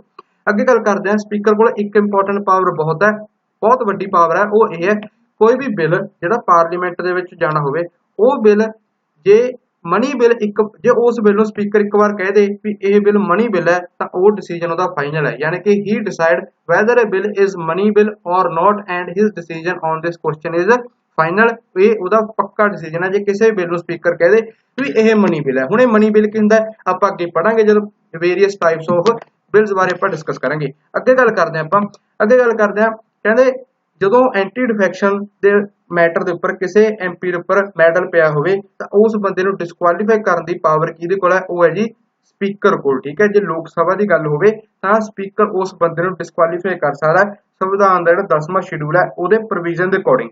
ਬਟ 1992 ਵਿੱਚ ਸੁਪਰੀਮ ਕੋਰਟ ਨੇ ਇਹ ਚੀਜ਼ ਨੂੰ ਰੂਲ ਕੀਤਾ ਸੀਗਾ, ਇਹ ਰੂਲਿੰਗ ਦਿੱਤੀ ਸੀਗੀ ਵੀ ਇਹ ਜਿਹੜਾ ਸਪੀਕਰ ਦੀ ਇਹ ਪਾਵਰ ਹੈਗੀ ਡਿਸਕੁਆਲੀਫਾਈ ਕਰਨ ਦੀ on the ground of defection, ਇਹ ਜੁਡੀਸ਼ੀਅਲ ਰਿਵਿਊ ਦੇ ਦਾਇਰੇ ਦੇ ਵਿੱਚ ਆਊਗੀ ਕਿ ਹੋਤੋਂ ਫੋਲੋਹਨ ਕੇਸ ਹੋਇਆ ਸੀ। ਇਹ ਟੌਪਿਕ ਮੈਂ ਤੁਹਾਨੂੰ ਕੱਲ੍ਹ ਵਾਲੀ ਵੀਡੀਓ ਜੋ ਕਿ ਮੈਂ ਤੁਹਾਨੂੰ ਐਂਟੀ ਡਿਫੈਕਸ਼ਨ ਲਾਅ ਦੇ ਉੱਪਰ ਬਣਾਈ ਹੈਗੀ ਉਹਦੇ ਵਿੱਚ ਸਾਰਾ ਕੁਝ ਦੱਸਿਆ ਹੈ ਵੀ ਕੌਣ ਡਿਸਾਈਡਿੰਗ ਅਥਾਰਟੀ ਹੁੰਦਾ ਹੈ ਜੇ ਕਿਸੇ ਬੰਦੇ ਨੂੰ ਡਿਫੈਕਸ਼ਨ ਦੇ ਲਾਅ ਦੇ ਉੱਪਰ ਡਿਸਕੁਆਲੀਫਾਈ ਕਰਨਾ ਹੋਵੇ ਕਿਸੇ ਵੀ ਮੈਂਬਰ ਆਫ ਪਾਰਲੀਮੈਂਟ। ਅੱਗੇ ਗੱਲ ਕਰਦੇ ਹਾਂ ਸਪੀਕਰ ਹੈਗਾ ਜਿਹੜਾ ਉਹਦੀ ਪਾਵਰਾਂ ਦੀ ਇਹੀ ਆਪਾਂ ਡਿਸਕਸ ਕਰ ਰਹੇ ਹਾਂ। ਤਾਂ ਜਿਹੜਾ ਸਪੀਕਰ ਹੈ ਉਹ ਪਾਰਲੀਮੈਂਟ ਦੀ ਜਿਹੜੀ ਕਮੇਟੀਆਂ ਹੁੰਦੀਆਂ ਨੇ ਉਹਨਾਂ ਦੇ ਜਿਹੜੇ ਚੇਅਰਮੈਨ ਹੁੰਦੇ ਨੇਗੇ ਉਹਨਾਂ ਨੂੰ ਅਪਾਇੰਟ ਕਰਨ ਦੀ ਪਾਵਰ ਸਪੀਕਰ ਕੋਲ ਹੁੰਦੀ ਹੈ, ਯਾਨੀ ਕਿ ਸਪੀਕਰ ਹੀ ਉਹਨਾਂ ਪਾਰਲੀਮੈਂਟਰੀ ਕਮੇਟੀਆਂ ਦੇ ਜਿਹੜੇ ਚੇਅਰਮੈਨ ਹੁੰਦੇ ਨੇ ਉਹਨਾਂ ਨੂੰ ਅਪਾਇੰਟ ਕਰਦਾ। ਲੋਕ ਸਭਾ ਦੀ ਜਿਹੜੀ ਕਮੇਟੀ ਹੁੰਦੀ ਨੇ ਤੇ ਉਹਨਾਂ ਦੀ ਜਿਹੜੀ ਫੰਕਸ਼ਨਿੰਗ ਹੁੰਦੀ ਹੈ ਉਹਦੇ ਉੱਪਰ ਨਿਗਰਾਨੀ ਰੱਖਦਾ, ਯਾਨੀ ਕਿ ਸੁਪਰਵਿਜ਼ਨ ਰੱਖਦਾ ਹੈਗਾ। ਤੇ ਇਹ ਇੰਪੋਰਟੈਂਟ ਗੱਲ ਹੁਣ ਜਿਹੜੀ ਆਪਾਂ ਹੁਣ ਪੜ੍ਹਨ ਜਾ ਰਹੇ ਹਾਂ ਉਹ ਪੇਪਰ ਦੇ ਵਿੱਚ ਪੁੱਛੀ ਜਾਂਦੀ ਹੁੰਦੀ ਹੈ ਵੀ ਸਪੀਕਰ ਕਿਹੜੀਆਂ ਪਾਰਲੀਮੈਂਟਰੀ ਕਮੇਟੀਆਂ ਦਾ ਚੇਅਰਮੈਨ ਹੁੰਦਾ ਹੈ। ਸੋ ਸਪੀਕਰ ਇੱਕ ਤਾਂ ਬਿਜ਼ਨਸ ਐਡਵਾਈਜ਼ਰੀ ਕਮੇਟੀ, ਦੂਸਰਾ ਰੂਲਸ ਕਮੇਟੀ, ਫਿਰ ਜਨਰਲ ਪਰਪਸ ਕਮੇਟੀ। ਇਹਨਾਂ ਕਮੇਟੀਆਂ ਜਿਹੜੀਆਂ ਪਾਰਲੀਮੈਂਟ ਦੀਆਂ ਕਮੇਟੀ ਹੁੰਦੀਆਂ ਨੇ ਵੱਖ-ਵੱਖ ਪਰਪਸ ਵਾਸਤੇ ਕਮੇਟੀ ਬਣਾਈ ਜਾਂਦੇ ਨੇ, ਉਹਨਾਂ ਦੇ ਵਿੱਚ ਜਿਹੜੀਆਂ ਆਹ ਤਿੰਨ ਕਮੇਟੀਆਂ ਨੇ ਇਹਦਾ ਐਕਸ ਅਫੀਸ਼ੀਓ ਚੇਅਰਮੈਨ ਲੋਕ ਸਭਾ ਦਾ ਸਪੀਕਰ ਹੁੰਦਾ ਹੈਗਾ। ਹੁਣ ਗੱਲ ਕਰਦੇ ਸਪੀਕਰ ਦੀ ਇੰਡੀਪੈਂਡੈਂਸ ਤੇ ਇੰਪਾਰਸ਼ੀਅਲਿਟੀ ਦੀ। ਇੰਡੀਪੈਂਡੈਂਸ ਵੀ ਆਪਦੇ ਕੰਮ ਜਿਹੜਾ ਸਪੀਕਰ ਦੀ ਕੁਰਸੀ ਤੇ ਬੈਠਾ ਹੈ ਕਿ ਉਹ ਸਰਕਾਰ ਦੇ ਪ੍ਰੈਸ਼ਰ ਦੇ ਹੇਠਾਂ ਤਾਂ ਰਹਿ ਕੇ ਕੰਮ ਕਰ ਰਿਹਾ, ਇੰਡੀਪੈਂਡੈਂਸ ਉਹਨੂੰ ਕਿੰਨੀ ਕੁ ਹੈ। ਦੂਸਰਾ ਪਾਰਸ਼ੀਅਲਿਟੀ ਤਾਂ ਨਹੀਂ ਸ਼ੋਅ ਕਰਦਾ ਕਿਸੇ ਇੱਕ ਪਾਰਟੀਕੂਲਰ ਪਾਰਟੀ ਦੇ ਪ੍ਰਤੀ ਉਹ ਫੇਵਰ ਤਾਂ ਨਹੀਂ ਕਰਦਾ, ਠੀਕ ਹੈ। ਜਿਵੇਂ ਕਿ ਫਰਜ਼ ਕਰੋ ਸਪੀਕਰ ਅਕਸਰ ਰੂਲਿੰਗ ਪਾਰਟੀ ਦਾ ਹੁੰਦਾ, ਯਾਨੀ ਕਿ ਫੋਰ ਐਗਜ਼ਾਮਪਲ ਓਮ ਬਿਰਲਾ ਜੀ ਬੀਜੇਪੀ ਦੇ ਨੇ, ਹੈਗੇ ਵੀ ਬੀਜੇਪੀ ਦੇ ਨੇ। ਹੁਣ ਕੱਲ ਨੂੰ ਕੋਈ ਇਹੋ ਜਿਹੇ ਮੈਟਰ ਹੈਗਾ ਉਹ ਆਪਦੀ ਪਾਰਟੀ ਦੇ ਫੇਵਰ ਦੇ ਵਿੱਚ ਕੋਈ ਪਾਰਸ਼ੈਲਿਟੀ ਤਾਂ ਨਹੀਂ ਦਿਖਾਉਂਦੇ, ਬਾਕੀ ਪਾਰਟੀਆਂ ਦੇ ਨਾਲ ਕੋਈ ਵਿਤਕਰਾ ਤਾਂ ਨਹੀਂ ਦਿਖਾਉਂਦੇ। ਸੋ ਕੀ ਇਸ ਚੀਜ਼ਾਂ ਨੂੰ ਲੈ ਕੇ ਸੰਵਿਧਾਨ ਨੇ ਕੋਈ ਇਹੋ ਜਿਹਾ ਪ੍ਰੋਵੀਜ਼ਨ ਦਿੱਤਾ ਹੋਇਆ ਤਾਂ ਆਪਾਂ ਪੜ੍ਹਦੇ ਹਾਂ। ਤਾਂ ਸਭ ਤੋਂ ਪਹਿਲਾਂ ਇੰਡੀਪੈਂਡੈਂਸ ਨੂੰ ਲੈ ਕੇ ਜਿਹੜਾ ਸਪੀਕਰ ਹੈਗਾ ਉਹਨੂੰ ਸਿਕਿਉਰਿਟੀ ਆਫ ਟੈਨਿਓਰ ਪ੍ਰੋਵਾਈਡ ਕੀਤੀ ਹੋਈ ਹੈ, ਯਾਨੀ ਕਿ ਉਹ ਬੰਦੇ ਨੂੰ ਰਿਮੂਵ ਕਰਨਾ ਪ੍ਰੈਜ਼ੀਡੈਂਟ ਦੇ ਕੰਪੇਅਰ ਐਡਾ ਮਤਲਬ ਔਖਾ ਤਾਂ ਹੈ ਨਹੀਂ, ਬਟ ਫਿਰ ਵੀ ਇਫੈਕਟਿਵ ਮੈਜੋਰਟੀ ਤਾਂ ਚਾਹੀਦੀ ਹੈਗੀ, ਯਾਨੀ ਕਿ ਜਿੰਨੀ ਲੋਕ ਸਭਾ ਦੀ ਇਫੈਕਟਿਵ ਸਟਰੈਂਥ ਹੈਗੀ ਉਹਦਾ 50% ਚਾਹੀਦਾ। ਹੁਣ ਇਸ ਵੇਲੇ ਬੀਜੇਪੀ ਕੋਲ ਤਾਂ ਸੀਟਾਂ ਬਹੁਤ ਨੇ ਲੋਕ ਸਭਾ ਵਿੱਚ, ਇਫੈਕਟਿਵ ਮੈਜੋਰਟੀ ਜਿੰਨੀ ਚਾਹੀਦੀ ਹੈਗੀ ਉਹਦੇ ਬਰਾਬਰ ਤਾਂ ਇਹਨਾਂ ਕੋਲ ਸੀਟਾਂ ਹੈਗੀਆਂ ਨਹੀਂ ਹੈ। ਇਹ ਜੇ ਚਾਹਣ ਕਿਸੇ ਸਪੀਕਰ ਨੂੰ ਇਕੱਲੀ ਪਾਰਟੀ ਹੀ ਰਿਮੂਵ ਕਰ ਸਕਦੀ ਹੈ, ਬਟ ਕਈ ਵਾਰ ਗਠਬੰਧਨ ਦੀ ਸਰਕਾਰ ਕੋਏਲੀਸ਼ਨ ਸਰਕਾਰ ਬਣ ਜਾਂਦੀ ਹੈਗੀ, ਤਾਂ ਉਦੋਂ ਫਿਰ ਸਪੀਕਰ ਨੂੰ ਰਿਮੂਵ ਕਿਵੇਂ ਕਰੋਗੇ ਜਦ ਸਪੀਕਰ ਨੂੰ ਦੂਜੀ ਪਾਰਟੀ ਨੇ ਰਿਮੂਵ ਕਰਨ ਦੇ ਮਤੇ ਦੇ ਉੱਪਰ ਵੋਟਾਂ ਹੀ ਨੇ ਪਈਆਂ। ਸੋ ਤਾਂ ਕਰਕੇ ਇਹਨੂੰ ਸਿਕਿਉਰਿਟੀ ਆਫ ਟੈਨਿਓਰ ਮਿਲਦੀ ਹੈ, ਤੇ ਇਹਨੂੰ ਜੇ ਰਿਮੂਵ ਕਰਨਾ ਹੋਵੇ ਉਹ ਮਤਾ ਉਹ ਰੈਜ਼ੋਲੂਸ਼ਨ ਲੈ ਕੇ ਆਉਣਾ ਹੋਵੇ ਤਾਂ ਉਹਦੇ ਤੋਂ ਪਹਿਲਾਂ 50 ਮੈਂਬਰ ਦੇ ਸਪੋਰਟ ਚਾਹੀਦੀ ਹੈ। ਵੀ ਸਪੀਕਰ ਨੂੰ ਰਿਮੂਵ ਕਰਨ ਦਾ ਮੋਸ਼ਨ ਲੈ ਕੇ ਆਉਣਾ ਤਾਂ ਘੱਟੋ ਘੱਟ ਸਭ ਤੋਂ ਪਹਿਲਾਂ 50 ਮੈਂਬਰ ਦੀ ਸਪੋਰਟ ਚਾਹੀਦੀ ਹੈ। ਅੱਗੇ ਗੱਲ ਕਰਦੇ ਹਾਂ ਇਹਦੀ ਤਨਖਾਹਾਂ, ਇਹਦੇ ਅਲਾਉਂਸ ਪਾਰਲੀਮੈਂਟ ਦੁਆਰਾ ਫਿਕਸ ਕੀਤੇ ਜਾਂਦੇ ਨੇ, ਤੇ ਇਹ ਚਾਰਜ ਹੁੰਦੇ ਨੇ ਜੀ ਕੰਸੋਲੀਡੇਟਡ ਫੰਡ ਆਫ ਇੰਡੀਆ ਦੁਆਰਾ, ਤੇ ਇਹ ਪਾਰਲੀਮੈਂਟ ਦੁਆਰਾ ਵੋਟੇਬਲ ਨਹੀਂ ਹੁੰਦੇ। ਠੀਕ ਹੈ, ਇਹਦਾ ਮਤਲਬ ਇਹ ਹੁੰਦਾ ਬਜਟ ਚਾਹੇ ਪਾਸ ਹੋਵੇ ਚਾਹੇ ਨਾ ਹੋਵੇ ਇਹਨਾਂ ਦੀ ਤਨਖਾਹ ਰੁਕਦੀ ਨਹੀਂ ਹੈਗੀ। ਅੱਗੇ ਗੱਲ ਕਰਦੇ ਹਾਂ ਸਪੀਕਰ ਦਾ ਜਿਹੜਾ ਕੰਮ ਹੈ, ਵਰਕ ਤੇ ਉਹਦਾ ਕੰਡਕਟ ਹੈ, ਉਹਨੂੰ ਪਾਰਲੀਮੈਂਟ ਦੇ ਵਿੱਚ ਡਿਸਕਸ ਨਹੀਂ ਕੀਤਾ ਜਾਂਦਾ ਤੇ ਉਹਨੂੰ ਕ੍ਰਿਟੀਸਾਈਜ਼ ਨਹੀਂ ਕੀਤਾ ਜਾਂਦਾ, ਸਿਰਫ ਤੇ ਸਿਰਫ ਜਦੋਂ ਉਹਦੇ ਖਿਲਾਫ ਸਬਸਟੈਂਸਿਵ ਮੋਸ਼ਨ ਇੱਕ ਮੋਸ਼ਨ ਹੁੰਦਾ, ਆਪਾਂ ਅੱਗੇ ਪੜਾਂਗੇ ਮੋਸ਼ਨ ਐਂਡ ਰੈਜ਼ੋਲੂਸ਼ਨ। ਇਹ ਸਬਸਟੈਂਸਿਵ ਮੋਸ਼ਨ ਜਦੋਂ ਲਿਆਂਦਾ ਜਾਵੇ, ਇਸ ਮੋਸ਼ਨ ਦੇ ਵਿੱਚ ਸਪੀਕਰ ਦਾ ਜਿਹੜਾ ਕੰਮਕਾਰ ਹੈ ਉਹ ਕ੍ਰਿਟੀਸਾਈਜ਼ ਤੇ ਡਿਸਕਸ ਕੀਤਾ ਜਾ ਸਕਦਾ, ਵਰਨਾ ਨਹੀਂ। ਅੱਗੇ ਗੱਲ ਕਰਦੇ ਹਾਂ ਹੀ ਕੈਨੋਟ ਵੋਟ ਇਨ ਫਸਟ ਇੰਸਟੈਂਸ। ਆਪਾਂ ਨੂੰ ਪਤਾ ਪਿੱਛੇ ਸਪੀਕਰ ਪਹਿਲੇ ਇੰਸਟੈਂਸ ਦੇ ਵਿੱਚ ਕਦੇ ਵੋਟ ਨਹੀਂ ਪਾਉਂਦਾ, ਉਹਦੇ ਕੋਲ ਕਾਸਟਿੰਗ ਵੋਟ ਹੁੰਦੀ ਹੈ ਸਿਰਫ ਜਦੋਂ ਟਾਈ ਹੋ ਜੇ। ਇਹਦਾ ਮਤਲਬ ਇਹ ਹੈ ਇਸ ਪ੍ਰੋਵੀਜ਼ਨ ਦਾ ਵੀ ਸਪੀਕਰ ਆਪਦੀ ਇੰਪਾਰਸ਼ੀਅਲਿਟੀ ਸ਼ੋ ਨਾ ਕਰੇ। ਜੇ ਸਪੀਕਰ ਨੂੰ ਵੋਟ ਪਾਉਣ ਦਾ ਹੀ ਅਧਿਕਾਰ ਦਿੱਤਾ ਤਾਂ ਉਹ ਤਾਂ ਹਮੇਸ਼ਾ ਰੂਲਿੰਗ ਪਾਰਟੀ ਦੇ ਪੱਖ 'ਚ ਹੀ ਵੋਟ ਪਾ ਦੂਗਾ। ਸੋ ਤਾਂ ਕਰਕੇ ਸਪੀਕਰ ਨੂੰ ਪਹਿਲੇ ਇੰਸਟੈਂਸ 'ਚ ਕਦੇ ਵੀ ਵੋਟ ਪਾਉਣ ਨਹੀਂ ਦਿੱਤੀ ਜਾਂਦੀ, ਸਿਰਫ ਉਦੋਂ ਵੋਟ ਪਾਉਂਦਾ ਜਦੋਂ ਟਾਈ ਹੋਵੇ, ਯਾਨੀ ਕਿ ਉਦੋਂ ਡਿਸਾਈਡ ਸਪੀਕਰ ਨੇ ਕਰਨਾ ਹੁੰਦਾ ਵੀ ਇਹ ਮੈਟਰ ਹੁਣ ਕਿੱਧਰ ਨੂੰ ਜਾਊਗਾ। ਇਹ ਸੀਗਾ ਸਪੀਕਰ ਦੀ ਇੰਡੀਪੈਂਡੈਂਸ ਤੇ ਉਹਦੀ ਇੰਪਾਰਸ਼ੀਅਲਿਟੀ। ਅੱਗੇ ਗੱਲ ਕਰਦੇ ਹਾਂ ਹੁਣ ਲੋਕ ਸਭਾ ਦਾ ਜਿਹੜਾ ਡਿਪਟੀ ਸਪੀਕਰ ਹੁੰਦਾ ਹੈਗਾ, ਇਹਦੇ ਬਾਰੇ ਆਪਾਂ ਗੱਲ ਕਰਦੇ ਹਾਂ। ਤਾਂ ਜਿਵੇਂ ਸਪੀਕਰ ਲੋਕ ਸਭਾ ਦੇ ਜਿਹੜੇ ਮੈਂਬਰ ਹੁੰਦੇ ਨੇ ਉਹਨਾਂ ਦੇ ਵਿੱਚੋਂ ਹੀ ਚੁਣਿਆ ਜਾਂਦਾ ਹੈਗਾ, ਉਵੇਂ ਹੀ ਜਿਹੜਾ ਡਿਪਟੀ ਸਪੀਕਰ ਹੈ ਉਹ ਵੀ ਲੋਕ ਸਭਾ ਦੇ ਵਿੱਚੋਂ ਹੀ ਚੁਣਿਆ ਜਾਂਦਾ ਹੈਗਾ। ਤੇ ਲੋਕ ਸਭਾ ਦਾ ਜਿਹੜਾ ਡਿਪਟੀ ਸਪੀਕਰ ਹੁੰਦਾ ਉਹਦੇ ਇਲੈਕਸ਼ਨ ਸਪੀਕਰ ਦੇ ਇਲੈਕਸ਼ਨ ਤੋਂ ਬਾਅਦ ਹੁੰਦੇ ਨੇਗੇ, ਤੇ ਉਹਦੇ ਇਲੈਕਸ਼ਨ ਦੀ ਜਿਹੜੀ ਡੇਟ ਹੁੰਦੀ ਹੈ ਉਹ ਜਿਹੜਾ ਲੋਕ ਸਭਾ ਦਾ ਸਪੀਕਰ ਹੁੰਦਾ ਉਹਦੇ ਦੁਆਰਾ ਫਿਕਸ ਕੀਤੀ ਜਾਂਦੀ ਹੈ। ਇੱਥੇ ਤੱਕ ਗੱਲ ਕਲੀਅਰ। ਹੁਣ ਜਦੋਂ ਡਿਪਟੀ ਸਪੀਕਰ ਦਾ ਆਫਿਸ ਜਦੋਂ ਸੀਟ ਉਹਦੀ ਖਾਲੀ ਹੋ ਜਾਏ, ਵਕੇਟ ਹੋ ਜਾਏ, ਤਾਂ ਉਦੋਂ ਲੋਕ ਸਭਾ ਦਾ ਵਿੱਚੋਂ ਕੋਈ ਹੋਰ ਮੈਂਬਰ ਨੂੰ ਡਿਪਟੀ ਸਪੀਕਰ ਦੀ ਪੋਸਟ ਦੇ ਉੱਪਰ ਚੁਣਿਆ ਜਾਂਦਾ ਹੈਗਾ, ਤਾਂ ਕਿ ਜਿਹੜੀ ਇਹ ਵੈਕੈਂਸੀ ਹੈ ਇਹਨੂੰ ਫਿਲ ਕੀਤਾ ਜਾ ਸਕੇ। ਤੇ ਸਪੀਕਰ ਦੀ ਤਰ੍ਹਾਂ ਹੀ ਸਾਰਾ ਜਿਵੇਂ ਕਿ ਉਹ ਆਪਣੀ ਟਰਮ ਹੁੰਦੀ ਹੈ ਜਿੰਨੀ ਉਹਦੀ ਉਹਨਾਂ ਟਰਮ ਆਫਿਸ ਦੇ ਵਿੱਚ ਰਹਿੰਦਾ ਹੈ, ਬਟ ਉਹਨੂੰ ਉਹਦੀ ਸੀਟ ਪਹਿਲਾਂ ਵਕੇਟ ਹੋ ਸਕਦੀ ਹੈ। ਉਹ 3 ਗਰਾਊਂਡ ਦੇ ਉੱਪਰ, ਇਹ 3 ਉਹੀ ਗਰਾਊਂਡ ਨੇ ਜਿਹੜੇ ਆਪਾਂ ਸਪੀਕਰ ਦੇ ਕੇਸ ਦੇ ਵਿੱਚ ਪੜ੍ਹੇ ਨੇ, ਜਿਵੇਂ ਕਿ ਉਹ ਲੋਕ ਸਭਾ ਦਾ ਮੈਂਬਰ ਸੀਜ਼ ਹੋ ਜੇ ਰਹੇ ਬਿਨਾਂ, ਦੂਸਰਾ ਉਹ ਰੈਜ਼ਿਗਨੇਸ਼ਨ ਦੇ ਰੈਜ਼ਿਗਨੇਸ਼ਨ ਕਿਹਨੂੰ ਦੂਗਾ ਡਿਪਟੀ ਸਪੀਕਰ, ਉਹ ਸਪੀਕਰ ਨੂੰ ਦੂਗਾ, ਤੀਸਰਾ ਜਦੋਂ ਉਹਦੇ ਖਿਲਾਫ ਰਿਮੂਵਲ ਮਤਾ ਪਾਸ ਹੋਇਆ ਹੋਵੇ, ਇਹ ਵੀ ਤਾਂ ਹੋਊਗਾ ਜੇ ਡਿਪਟੀ ਸਪੀਕਰ ਸਾਹਿਬ ਨੂੰ 14 ਦਿਨਾਂ ਦਾ ਪਹਿਲਾਂ ਨੋਟਿਸ ਦੇਣਾ ਪਵੇ। ਇਹ ਸਪੀਕਰ ਦੇ ਨਾਲ ਸਾਰਾ ਸੇਮ ਹੈਗਾ। ਅੱਛਾ, ਹੁਣ ਇੰਪੋਰਟੈਂਟ ਗੱਲਾਂ ਇੱਥੋਂ ਸ਼ੁਰੂ ਹੁੰਦੀਆਂ ਨੇ ਜਿੱਥੋਂ ਐਗਜ਼ਾਮੀਨਰ ਪੇਪਰ ਦੇ ਵਿੱਚ ਤੁਹਾਨੂੰ ਕੁਐਸਚਨ ਦੇ ਰੂਪ ਦੇ ਵਿੱਚ ਉਲਝਾ ਸਕਦਾ ਹੈ। ਹੁਣ ਇੱਥੋਂ ਧਿਆਨ ਨਾਲ ਸੁਣੋ, ਕਹਿੰਦੇ the deputy speaker perform the duties of speaker's office when it is vacant. He also act as the speaker when the later यानी कि speaker is absent from sitting of the house। यानी कि ਜਦੋਂ ਸਪੀਕਰ ਦੀ seat ਖਾਲੀ ਹੋਵੇ ਜਾਂ speaker absent ਹੋਵੇ, ਕਿਤੇ ਗਿਆ ਹੋਵੇ, ਤਾਂ ਉਦੋਂ ਜਿਹੜਾ ਡਿਪਟੀ ਸਪੀਕਰ ਹੈਗਾ ਉਹ ਹਮੇਸ਼ਾ ਸਪੀਕਰ ਦੀਆਂ ਡਿਊਟੀਆਂ ਪਰਫਾਰਮ ਕਰੂਗਾ, ਯਾਨੀ ਕਿ ਸਪੀਕਰ ਦੀ ਸੀਟ ਤੇ ਆ ਕੇ ਬਹਿ ਜਾਊਗਾ। ਜਿਵੇਂ ਸਪੀਕਰ ਦਾ ਕੰਮਕਾਰ ਹੁੰਦਾ ਉਹ ਫਿਰ ਡਿਪਟੀ ਸਪੀਕਰ ਆ ਕੇ ਸੰਭੂਗਾ। ਤੇ ਇਹ ਦੋਵੇਂ ਕੇਸਿਸ ਦੇ ਵਿੱਚ ਸਪੀਕਰ ਡਿਪਟੀ ਸਪੀਕਰ ਕੋਲ ਉਹ ਸਾਰੀਆਂ ਪਾਵਰਾਂ ਆ ਜਾਂਦੀਆਂ ਨੇ ਜਿਹੜੀਆਂ ਕਿ ਲੋਕ ਸਭਾ ਦੇ ਸਪੀਕਰ ਕੋਲ ਹੁੰਦੀਆਂ ਨੇ। ਹੁਣ ਇੱਥੇ ਧਿਆਨ ਨਾਲ ਸੁਣਨ ਵਾਲੀ ਗੱਲ ਇਹ ਹੈ, ਡਿਪਟੀ ਸਪੀਕਰ ਸਪੀਕਰ ਦੀ ਜਗ੍ਹਾ ਤੇ ਆ ਜਾਂਦਾ ਜਦੋਂ ਸਪੀਕਰ ਐਬਸੈਂਟ ਹੋਵੇ ਜਾਂ ਉਹਦੀ ਸੀਟ ਖਾਲੀ ਹੋਵੇ, ਬਟ ਜਿਹੜਾ ਡਿਪਟੀ ਸਪੀਕਰ ਹੁੰਦਾ ਉਹ ਸਪੀਕਰ ਦਾ ਕਦੇ ਵੀ ਸਬ ਆਰਡੀਨੇਟ ਨਹੀਂ ਹੁੰਦਾ, ਯਾਨੀ ਕਿ ਕਦੇ ਵੀ ਚਮਚਾ ਨਹੀਂ ਹੁੰਦਾ, ਯਾਨੀ ਕਿ ਸਪੀਕਰ ਦੀ ਅੰਡਰ ਰਹਿ ਕੇ ਕਦੇ ਵੀ ਕੰਮ ਨਹੀਂ ਕਰਦਾ ਡਿਪਟੀ ਸਪੀਕਰ। ਇਹ ਹਮੇਸ਼ਾ ਜਿਹੜਾ ਲੋਕ ਸਭਾ ਹੈਗਾ ਉਸੇ ਨੂੰ ਹੀ ਰਿਸਪੌਂਸਿਬਲ ਹੁੰਦਾ। ਹੁਣ ਇਸ ਚੀਜ਼ ਨੂੰ ਸਮਝੋ ਧਿਆਨ ਦੇਣਾ ਵੀ ਡਿਪਟੀ ਸਪੀਕਰ ਦਾ ਸਬਆਰਡੀਨੇਟ ਕਿਉਂ ਨਹੀਂ ਹੁੰਦਾਗਾ। ਤਾਂ ਦੇਖੋ, ਜਿੰਨਾ ਚਿਰ ਸਪੀਕਰ ਆਪਦੀ ਕੁਰਸੀ ਤੇ ਬੈਠਾ ਹੈ ਉਹਨਾਂ ਚਿਰ ਡਿਪਟੀ ਸਪੀਕਰ ਜਿਹੜਾ ਹੁੰਦਾ ਉਹ ਲੋਕ ਸਭਾ ਦਾ ਜਿਹੜਾ ਆਮ MP ਹੁੰਦੇ ਨੇਗੇ, ਆਮ ਮੈਂਬਰ ਹੁੰਦੇ ਨੇ, ਉਹ ਆਮ ਮੈਂਬਰ ਦੀ ਤਰ੍ਹਾਂ ਹੀ ਬਿਹੇਵ ਕਰਦਾ, ਯਾਨੀ ਕਿ ਲੋਕ ਸਭਾ ਵਿੱਚ ਕੋਈ ਵੀ ਮੈਟਰ ਹੋਊਗਾ ਉਹਦੇ ਵਿੱਚ ਬੋਲੂਗਾ ਵੀ ਡਿਪਟੀ ਸਪੀਕਰ, ਠੀਕ ਹੈ, ਉਹਦੀ ਪ੍ਰੋਸੀਡਿੰਗ ਵਿੱਚ ਪਾਰਟ ਵੀ ਕਰੂਗਾ ਤੇ ਇਨਫੈਕਟ ਵੋਟਿੰਗ ਵੀ ਕਰੂਗਾ ਜਿੰਨਾ ਚਿਰ ਸਪੀਕਰ ਆਪਦੀ ਕੁਰਸੀ ਤੇ ਬੈਠਾ ਹੈਗਾ। ਹਾਂ, ਜਦੋਂ ਸਪੀਕਰ ਐਬਸੈਂਟ ਹੋਵੇ, स्पीकर की सीट वेकेट हो जाए तां उहदा डिप्टी स्पीकर है जिहड़ा वो स्पीकर की जिहड़ी जगह है उहदे उपर आके बैठदा ते स्पीकर दीयां पावरां उहदे कोल आ जांदियां ने। अदरवाइज जिन्ना चਿਰ स्पीकर अपनी सीट दे उपर बैठा है डिप्टी स्पीकर की तरह एक्ट नहीं करता, वो जिहड़ा आम ऑर्डीनरी मैंबर हैगा उस हाउस का यानी कि लोक सभा का उवें बिहेव करता। सो तां करके जिहड़ा डिप्टी स्पीकर है वो स्पीकर दे सबऑर्डीनेट कदे भी नहीं हुंदा। अगे गल करदे हां जदों डिप्टी स्पीकर स्पीकर की तरह स्पीकर की जगह के उपर हाउस नूं प्रिसाइड कर रहा होवे तां उदों बाकी जिहड़ा कुछ पिछे पड़ा उवें ही ये डिप्टी स्पीकर कदे भी पहले इंस्टांस दे विच वोट नहीं पा सकदा जदों ओह स्पीकर की जगह हाउस नूं प्रिसाइड कर रहा होवे। ये भी उदों ही वोट पाऊगा जदों टाई होवे। हाँ ये वोट पहला कदों पाउंदा जदों यह आम मैंबर होवे क्योंकि स्पीकर अपनी सीट ते बैठा हुंदा। हुण जदों स्पीकर सीट ते नहीं हैगा डिप्टी स्पीकर स्पीकर की जगह ते आ गया ते उदों फिर वोटिंग होवे तां उदों यह कदे भी पहला वोट नहीं पाउंदा, इहदे कोल फिर कास्टिंग वोट आउंदी है यानी कि हमेशा ये जदों टाई हुंदा उदों वोट पाउंदा। ये कुछ के डिफरेंस ने कल्ले बहुत बरीक मतलब बरीकियां वाला टॉपिक है, उलझनदार टॉपिक है, तां कहना भी ध्यान नाल सुनिया करो ते अपनी प्रेजेंस ऑफ माइंड रखिया करो। इंपॉर्टेंट गल बहुत इंपॉर्टेंट गल हुण इत्थे यह है जिहड़ा डिप्टी स्पीकर हुंदा ना उहदे कोल एक स्पैशल अधिकार हुंदा, एक स्पैशल प्रिविलेज हुंदा। वो की हुंदा किसी भी पार्लीमेंटरी कमेटी का जदों डिप्टी स्पीकर नूं मैंबर बनाया जाता है तो ऑटोमैटिकली उस कमेटी का डिप्टी स्पीकर चेयरमैन बन जाता है। यानी कि जिहड़ी भी कमेटी का डिप्टी स्पीकर मैंबर हुंदा हैगा ऑटोमैटिकली उस कमेटी का वह चेयरमैन बन जाता है। यह एक स्पैशल अधिकार हुंदा डिप्टी स्पीकर कोल। अगे इहदी तनख्वाह ते इहदे अलाउंस ये भी कंसोलीडेटेड फंड ऑफ इंडिया जो चार्ज हुंदे ने। हुण आपां इत्थे थोड़ा जिहा इतिहास पढ़न की कोशिश करते हैं भी जिहड़े स्पीकर ते जिहड़ी ये डिप्टी स्पीकर की पोस्ट है इहदा ओरिजिन कित्थों है, इत्थों आपां सारा कुछ समझदे हां। तां देखो 10वीं लोक सभा तक स्पीकर ते डिप्टी स्पीकर की जिहड़ी ये पोस्टां सीआं ਇਹਦੇ ਵਿੱਚ ਜ਼ਿਆਦਾਤਰ ਪਹਿਲਾਂ ਇਹ ਹੁੰਦਾ ਸੀ ਜਿਹੜੇ ਰੂਲਿੰਗ ਪਾਰਟੀ ਤੇ ਜਿਹਦੇ ਉਹਦਾ ਗਠਬੰਧਨ ਅਲਾਈਅੰਸ ਹੁੰਦਾ ਸੀ ਇਹਨਾਂ ਦੇ ਵਿੱਚੋਂ ਹੀ ਸਪੀਕਰ ਤੇ ਡਿਪਟੀ ਸਪੀਕਰ ਚੁਣੇ ਜਾਂਦੇ ਸੀ ਅਪ ਟੂ 10th ਲੋਕ ਸਭਾ ਯਾਨੀ ਕਿ 10ਵੀਂ ਲੋਕ ਸਭਾ ਤੱਕ। ਬਟ 11ਵੀਂ ਲੋਕ ਸਭਾ ਤੋਂ ਬਾਅਦ ਹੁਣ ਤੱਕ ਕੀ ਹੁੰਦਾ ਹੈ ਕੰਸੈਂਸਸ ਯਾਨੀ ਕਿ ਆਪਸੀ ਸਹਿਮਤੀ ਦੇ ਨਾਲ ਇਹ ਡਿਸਾਈਡ ਕੀਤਾ ਗਿਆ ਕਨਵੈਨਸ਼ਨ ਇਸੇ ਨੂੰ ਹੀ ਰਿਵਾਜ ਕਹਿੰਦੇ ਨੇ ਵੀ ਜਿਹੜਾ ਸਪੀਕਰ ਹੋਊਗਾ ਉਹ रूलिंग पार्टी ਦਾ ਹੋਊਗਾ ਤੇ ਜਿਹੜਾ ਡਿਪਟੀ ਸਪੀਕਰ ਹੋਊਗਾ ਉਹ ਓਪੋਜੀਸ਼ਨ ਪਾਰਟੀ ਦਾ ਹੋਊਗਾ। ਇਹ ਚੀਜ਼ ਇੰਪੋਰਟੈਂਟ ਹੈ, यूपीएससी ਨੇ 2017 ਦੇ ਪ੍ਰੀ ਦੇ ਵਿੱਚ ਪੁੱਛੀ ਗਈ ਸੀ। ਇਹ ਚੀਜ਼ ਸੰਵਿਧਾਨ ਦੇ ਵਿੱਚ ਨਹੀਂ ਕਿਤੇ ਲਿਖੀ ਹੋਈ, ਇਹ ਇੱਕ ਕੰਸੈਂਸਸ ਦੇ ਤੌਰ ਤੇ ਯਾਨੀ ਕਿ ਕਨਵੈਨਸ਼ਨ ਹੈ, ਇੱਕ ਰਿਵਾਜ ਹੈ ਵੀ ਸਪੀਕਰ ਹਮੇਸ਼ਾ रूलिंग ਪਾਰਟੀ ਦਾ ਹੋਊਗਾ ਤੇ ਡਿਪਟੀ ਸਪੀਕਰ ਹਮੇਸ਼ਾ ਓਪੋਜੀਸ਼ਨ ਪਾਰਟੀ ਦਾ ਹੋਊਗਾ। ਇਹ ਚੀਜ਼ 11ਵੀਂ ਲੋਕ ਸਭਾ ਤੋਂ ਲੈ ਕੇ ਹੁਣ ਤੱਕ ਯਾਨੀ ਕਿ ਜਿਹੜੀ ਹੁਣ 17ਵੀਂ ਲੋਕ ਸਭਾ ਚੱਲ ਰਹੀ ਹੈਗੀ ਹੁਣ ਤੱਕ ਇਹੀ ਗੱਲ ਚੱਲਦੀ ਆ ਰਹੀ ਹੈ 11ਵੀਂ ਲੋਕ ਸਭਾ ਤੋਂ ਲੈ ਕੇ, ਇਹ ਗੱਲ ਯਾਦ ਰੱਖੋ।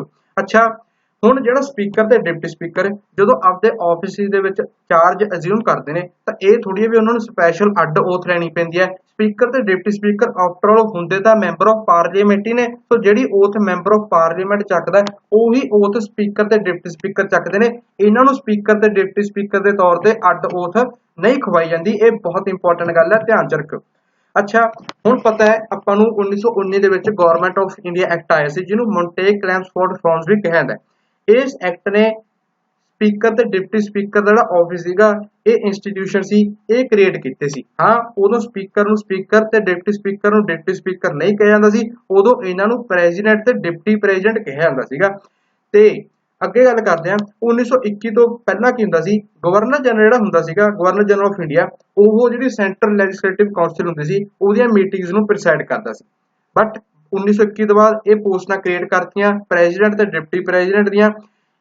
ਸੋ ਪਹਿਲੇ ਪ੍ਰੈਜ਼ੀਡੈਂਟ ਕੌਣ ਬਣੇ ਯਾਨੀ ਕਿ ਪਹਿਲੇ ਸਪੀਕਰ ਕੌਣ ਬਣੇ ਆਪਣੇ ਸੈਂਟਰਲ ਲੈਜਿਸਲੇਟਿਵ ਅਸੈਂਬਲੀ ਦੇ, ਉਹ ਸੀਗਾ ਫਰੈਡਰਿਕ ਵਾਈਟ। ਤੇ ਪਹਿਲੇ ਡਿਪਟੀ ਸਪੀਕਰ ਯਾਨੀ ਕਿ ਡਿਪਟੀ ਪ੍ਰੈਜ਼ੀਡੈਂਟ ਕੌਣ ਬਣੇ ਉਹ ਸੀਗਾ ਸਚਿੰਦਾਨੰਦ ਸਿਨਹਾ। ਅੱਛਾ ਫਿਰ ਇਸ ਤੋਂ ਬਾਅਦ ਕੀ ਹੋਇਆ 1935 ਦੇ ਵਿੱਚ ਗਵਰਨਮੈਂਟ ਆਫ ਇੰਡੀਆ ਐਕਟ 1935 ਆ ਗਿਆ। ਉਦੋਂ ਕੀ ਕਰਿਆ ਇਹ ਸਪੀਕਰ ਤੇ ਡਿਪਟੀ ਸਪੀਕਰ ਦੀ ਜਿਹੜੇ ਇਹਨਾਂ ਨੂੰ ਪ੍ਰੈਜ਼ੀਡੈਂਟ ਤੇ ਡਿਪਟੀ ਪ੍ਰੈਜ਼ੀਡੈਂਟ ਕਹਿੰਦੇ ਸੀ ਇਹਨਾਂ ਦੇ ਨਾਮ ਬਦਲਤੇ ਨੋਮਨਕਲੇਚਰ ਬਦਲਤਾ ਯਾਨੀ ਕਿ ਪ੍ਰੈਜ਼ੀਡੈਂਟ ਤੇ ਡਿਪਟੀ ਪ੍ਰੈਜ਼ੀਡੈਂਟ ਨੂੰ ਹੁਣ ਤੋਂ ਸਪੀਕਰ ਤੇ ਡਿਪਟੀ ਸਪੀਕਰ ਕਹਿਣ ਲੱਗੇ। ਬਟ ਜਿਹੜੇ ਇਹ ਨਾਮ ਸੀਗੇ ਪ੍ਰੈਜ਼ੀਡੈਂਟ ਤੇ ਡਿਪਟੀ ਪ੍ਰੈਜ਼ੀਡੈਂਟ ਇਹ ਨਾਮ 1947 ਤੱਕ ਚੱਲੇ। ਕਿਉਂ? ਕਿਉਂਕਿ ਗਵਰਨਮੈਂਟ ਆਫ ਇੰਡੀਆ ਐਕਟ 1935 ਦੇ ਕਈ ਫੈਡਰਲ ਫੀਚਰ ਸੀਗੇ ਉਹ ਲਾਗੂ ਨਹੀਂ ਹੋਏ ਸੀਗੇ, ਤਾਂ ਕਰਕੇ ਇਹ ਪ੍ਰੈਜ਼ੀਡੈਂਟ ਤੇ ਡਿਪਟੀ ਪ੍ਰੈਜ਼ੀਡੈਂਟ 1947 ਤੱਕ ਚਲੇ। ਬਾਅਦ ਦੇ ਵਿੱਚ ਫਿਰ ਇਹਨਾਂ ਨੂੰ ਸਪੀਕਰ ਤੇ ਡਿਪਟੀ ਸਪੀਕਰ ਕਹਿਣ ਲੱਗੇ। ਇਹ ਇਹਨਾਂ ਦਾ ਇਤਿਹਾਸ ਹੈ। ਉਸ ਤੋਂ ਇਲਾਵਾ 1925 ਦੇ ਵਿੱਚ ਆ ਹੁਣ ਕੁਝ ਕੁ ਫੈਕਚੁਅਲ ਗੱਲਾਂ ਨੇ ਐਗਜ਼ਾਮ ਦੇ ਵਿੱਚ ਕੁਐਸਚਨ ਆ ਜਾਂਦੇ ਨੇ ਛੋਟੇ ਐਗਜ਼ਾਮ ਦੇ ਵਿੱਚ ਯਾਦ ਰੱਖਿਓ। 1925 ਦੇ ਵਿੱਚ ਵਿਠਲ ਭਾਈ ਜੇ ਪਟੇਲ ਪਹਿਲੇ ਭਾਰਤੀ ਸੀਗੇ ਫਸਟ ਇੰਡੀਅਨ ਸੀਗੇ ਜਿਹੜੇ ਕਿ ਪਹਿਲੇ ਇਲੈਕਟਿਡ ਸਪੀਕਰ ਬਣੇ ਸੀਗੇ ਲੈਜਿਸਲੇਟਿਵ ਅਸੈਂਬਲੀ ਦੇ। ਉਸ ਤੋਂ ਪਹਿਲਾਂ ਆ ਕੌਣ ਸੀਗੇ, ਫਰੈਡਰਿਕ ਵਾਈਟ ਤੇ ਸਚਿੰਦਰਨੰਦ ਸਿਨਹਾ ਹੈਗੇ ਤਾਂ ਇਹ ਵੀ ਸਪੀਕਰ ਤੇ ਡਿਪਟੀ ਸਪੀਕਰ ਸੀ। ਇਹ ਇਲੈਕਟਡ ਨਹੀਂ ਸੀਗੇ, ਇਹਨਾਂ ਨੂੰ ਨੋਮੀਨੇਟ ਕੀਤਾ ਗਿਆ ਸੀਗਾ ਜਿਹੜਾ ਗਵਰਨਰ ਜਨਰਲ ਆਫ ਇੰਡੀਆ ਸੀਗਾ ਉਸ ਸਮੇਂ ਉਹਨਾਂ ਦੁਆਰਾ। ਤੇ ਪਹਿਲੇ ਇਲੈਕਟਡ ਸਪੀਕਰ ਕੌਣ ਸੀਗੇ 1925 ਦੇ ਵਿੱਚ ਵਿਠਲ ਭਾਈ ਜੇਪਟੇ।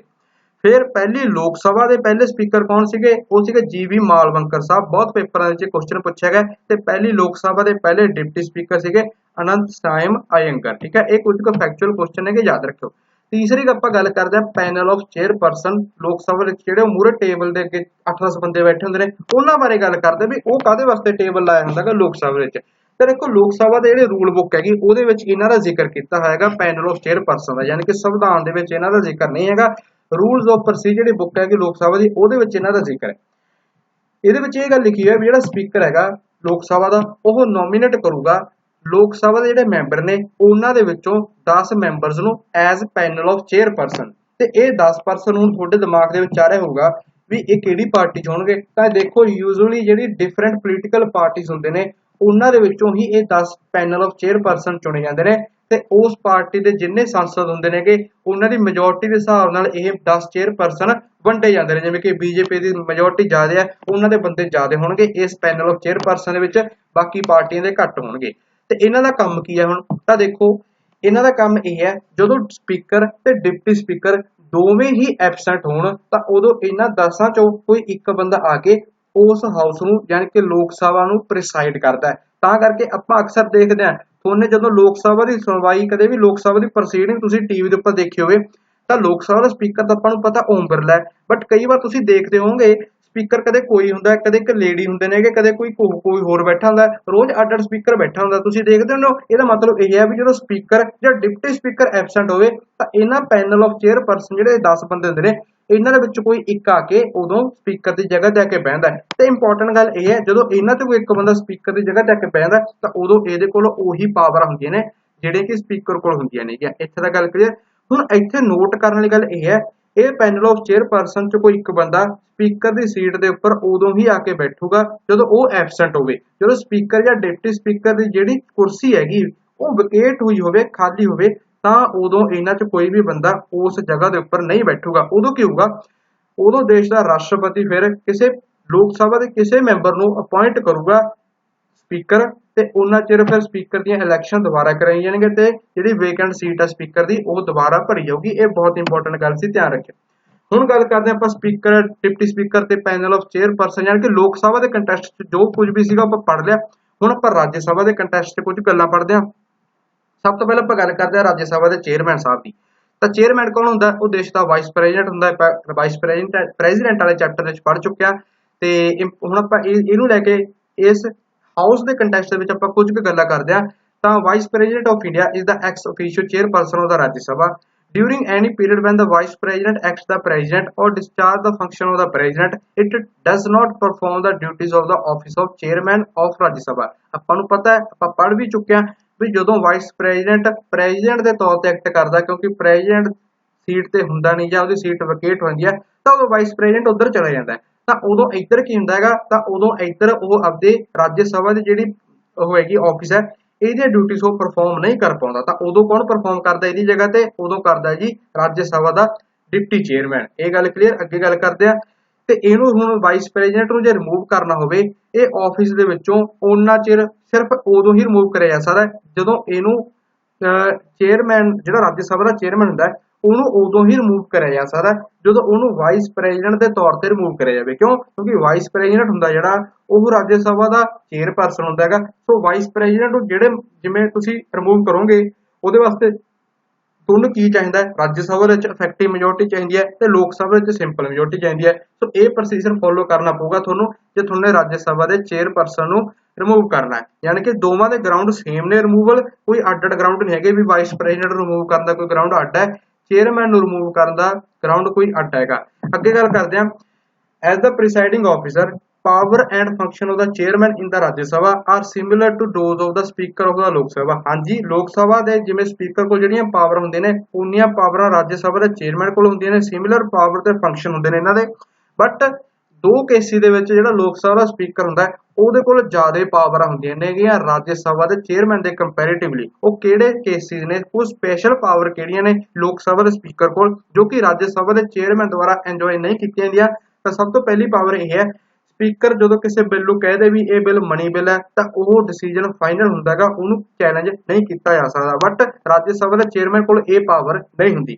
ਦੂਸਰਾ, ਜੁਆਇੰਟ ਸੀਟਿੰਗ ਦੇ ਉੱਪਰ ਸਪੀਕਰ ਪ੍ਰੀਸਾਈਡ ਕਰਦਾ ਹੈ। ਸਪੀਕਰ ਨਾ ਹੋਵੇ ਤਾਂ ਡਿਪਟੀ ਸਪੀਕਰ ਕਰਦਾ ਹੈ। ਡਿਪਟੀ ਸਪੀਕਰ ਵੀ ਨਾ ਹੋਵੇ ਤਾਂ ਰਾਜ ਸਭਾ ਦਾ ਡਿਪਟੀ ਚੇਅਰਮੈਨ ਕਰਦਾ ਹੈ। ਬਟ ਜਿਹੜਾ ਰਾਜ ਸਭਾ ਦਾ ਚੇਅਰਮੈਨ ਹੁੰਦਾ ਹੈਗਾ, ਇੰਪੋਰਟੈਂਟ ਗੱਲ ਹੈ, ਰਾਜ ਸਭਾ ਦਾ ਜਿਹੜਾ ਚੇਅਰਮੈਨ ਹੁੰਦਾ ਯਾਨੀ ਕਿ ਦੇਸ਼ ਦਾ ਵਾਈਸ ਪ੍ਰੈਜ਼ੀਡੈਂਟ ਹੁੰਦਾ, ਉਹ ਕਦੇ ਵੀ ਪਾਰਲੀਮੈਂਟ ਦਾ ਜੁਆਇੰਟ ਸੀਟਿੰਗ ਹੁੰਦੀ ਹੈਗੀ ਉਹਨੂੰ ਕਦੇ ਵੀ ਪ੍ਰੀਸਾਈਡ ਨਹੀਂ ਕਰਦਾ, ਠੀਕ ਹੈ, ਕਿਉਂਕਿ ਇਹ ਪਾਰਲੀਮੈਂਟ ਦਾ ਮੈਂਬਰ ਨਹੀਂ ਹੁੰਦਾ ਹੈਗਾ। ਅੱਗੇ ਗੱਲ ਕਰਦੇ ਹਾਂ, ਕਹਿੰਦੇ ਹੁਣ unlike the speaker the chairman is not a member of the house, ਠੀਕ ਹੈ, but the speaker like speaker the chairman cannot vote in the first instance, he too can cast vote in equality of votes। ਹਾਂਜੀ, ਜਿਵੇਂ ਆਪਾਂ speaker ਦੇ case 'ਚ ਪੜਿਆ ਸੀਗਾ ਵੀ ਪਹਿਲੇ ਇੰਸਟੈਂਸ ਦੇ ਵਿੱਚ ਇਹ ਵੀ ਕਦੇ ਵੋਟ ਨਹੀਂ ਪਾਊਗਾ ਤੇ ਇਹ ਹਮੇਸ਼ਾ ਵੋਟ ਉਦੋਂ ਪਾਊਗਾ ਜਦੋਂ ਵੋਟਾਂ ਦੇ ਵਿੱਚ ਟਾਈ ਹੋ ਜੇ ਤਾਂ ਉਦੋਂ ਆਪਦੀ ਕਾਸਟਿੰਗ ਵੋਟ ਪਾਊਗਾ। ਹੁਣ ਇੱਥੇ ਨੋਟ ਕਰਨ ਵਾਲੀ ਇਹ ਗੱਲ ਹੈ, ਸਪੀਕਰ ਕੋਲ ਇੱਕ ਮੌਕਾ ਫੇਰ ਵੀ ਦਿੱਤਾ ਜਾਂਦਾ ਹੈਗਾ ਪਹਿਲੇ ਇੰਸਟੈਂਸ ਦੇ ਵਿੱਚ ਵੋਟ ਪਾਉਣ ਦਾ। ਉਹ ਕਦੋਂ, ਜਦੋਂ ਉਹਦੇ ਖਿਲਾਫ ਰਿਮੂਵਲ ਮੋਸ਼ਨ ਪੇਸ਼ ਹੋਇਆ ਹੋਵੇ, ਉਦੋਂ ਸਪੀਕਰ ਨੂੰ ਮੌਕਾ ਦਿੱਤਾ ਹੁੰਦਾ ਵੀ ਆਪਦੇ ਆਪ ਨੂੰ ਵਿਚਾਰਾ, ਤੈਨੂੰ ਵੋਟ ਪਾਉਣ ਦਾ ਸੀ ਅਧਿਕਾਰ ਦੇ ਦੇਣਾ ਪਹਿਲੇ ਇੰਸਟੈਂਸ ਤੇ। ਬਟ ਜਦੋਂ ਰਾਜ ਸਭਾ ਦੇ ਚੇਅਰਮੈਨ ਯਾਨੀ ਕਿ ਦੇਸ਼ ਦੇ ਵਾਈਸ ਪ੍ਰੈਜ਼ੀਡੈਂਟ ਨੂੰ ਰਿਮੂਵ ਕਰਨਾ ਹੋਵੇ ਤਾਂ ਉਦੋਂ ਕਦੇ ਵੀ, ਇੰਪੋਰਟੈਂਟ ਗੱਲ ਹੈ, ਉਦੋਂ ਕਦੇ ਵੀ ਇਹਨੂੰ ਫਸਟ ਇੰਸਟੈਂਸ ਨਹੀਂ ਦਿੱਤਾ ਜਾਂਦਾ, ਚਾਹੇ ਇਹਦੇ ਖਿਲਾਫ ਰਿਮੂਵਲ ਮੋਸ਼ਨ ਹੀ ਪੇਸ਼ ਕਿਉਂ ਨਾ ਕੀਤਾ ਹੋਵੇ। ਇਹ ਡਿਫਰੈਂਸ ਹੈਗਾ ਸਪੀਕਰ ਤੇ ਰਾਜ ਸਭਾ ਦਾ ਜਿਹੜਾ ਰਿਮੂਵਲ ਹੈ ਉਹਦੇ ਗਰਾਊਂਡ ਦੇ ਵਿੱਚ। ਬਹੁਤ ਧਿਆਨ ਨਾਲ ਸੁਣਨ ਵਾਲੀ ਗੱਲਾਂ ਨੇ।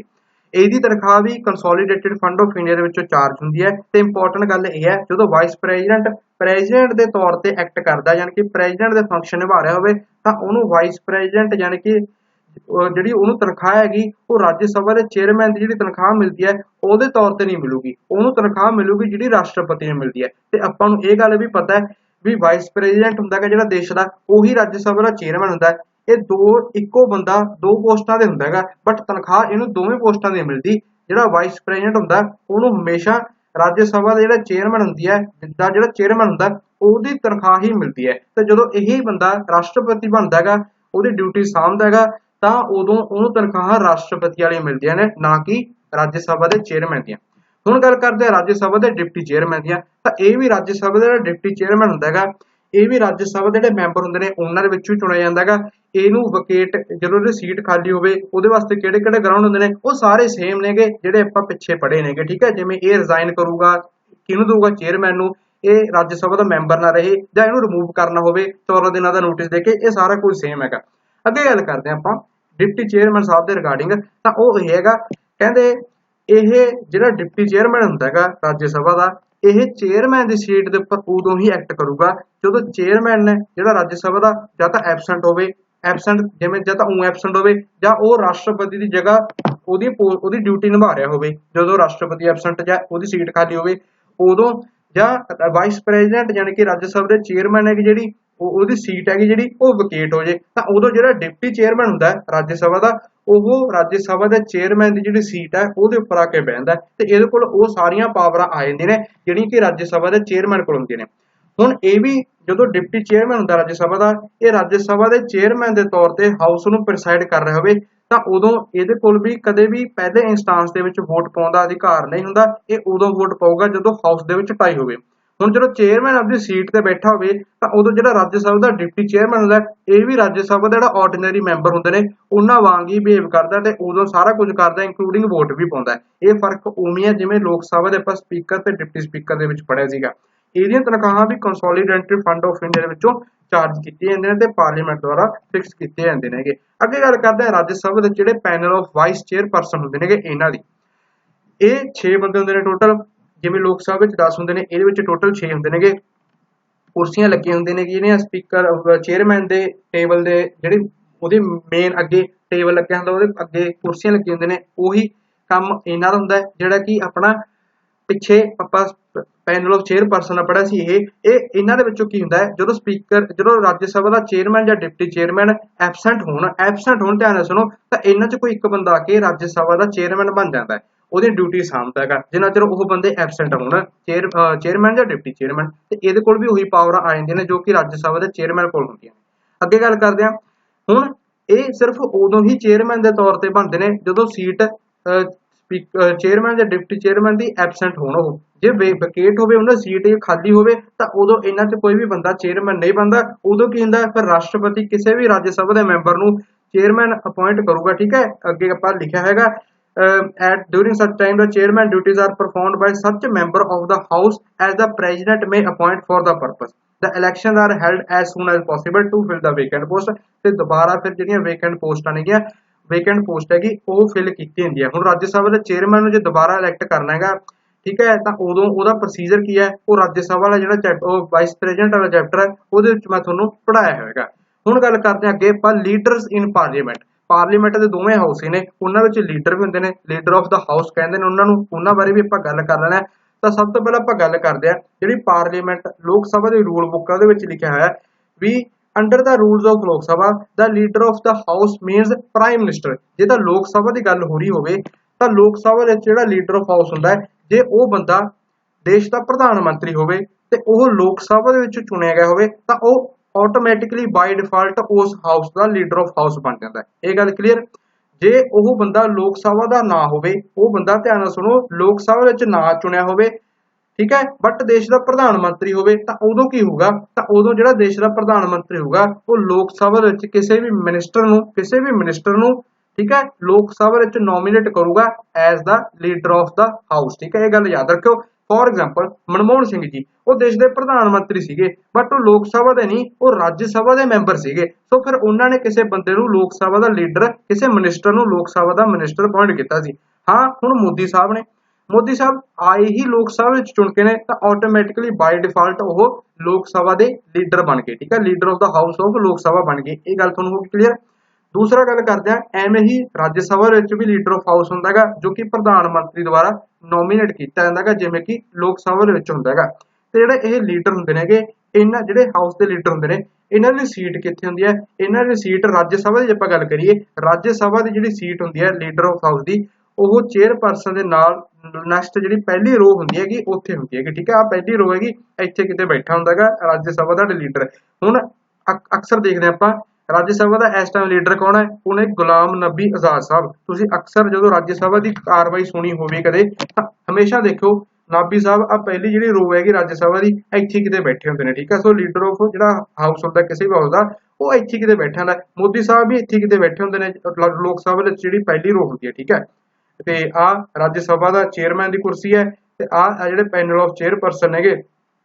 ਠੀਕ ਹੈ, ਇਹ ਇਹਨਾਂ ਦਾ ਜੁਗਾੜ ਕਰਨਾ ਹੈ। ਅੱਗੇ ਗੱਲ ਕਰਦੇ ਆ ਲੀਡਰ ਆਫ ਆਪੋਜੀਸ਼ਨ। ਹੁਣ ਲੀਡਰ ਆਫ ਹਾਊਸ ਦਾ ਜਿਵੇਂ ਆਫਿਸ ਹੁੰਦਾ ਹੈ, ਉਵੇਂ ਇੱਕ ਲੀਡਰ ਆਫ ਆਪੋਜੀਸ਼ਨ ਵੀ ਹੁੰਦਾ ਹੈ। ਇਹ ਥੋੜੀ ਜਿਹੀ ਜ਼ਿਆਦਾ ਇੰਪੋਰਟੈਂਟ ਪੋਸਟ ਹੈ, ਇਹਦੇ ਬਾਰੇ ਧਿਆਨ ਨਾਲ ਸੁਣੋ।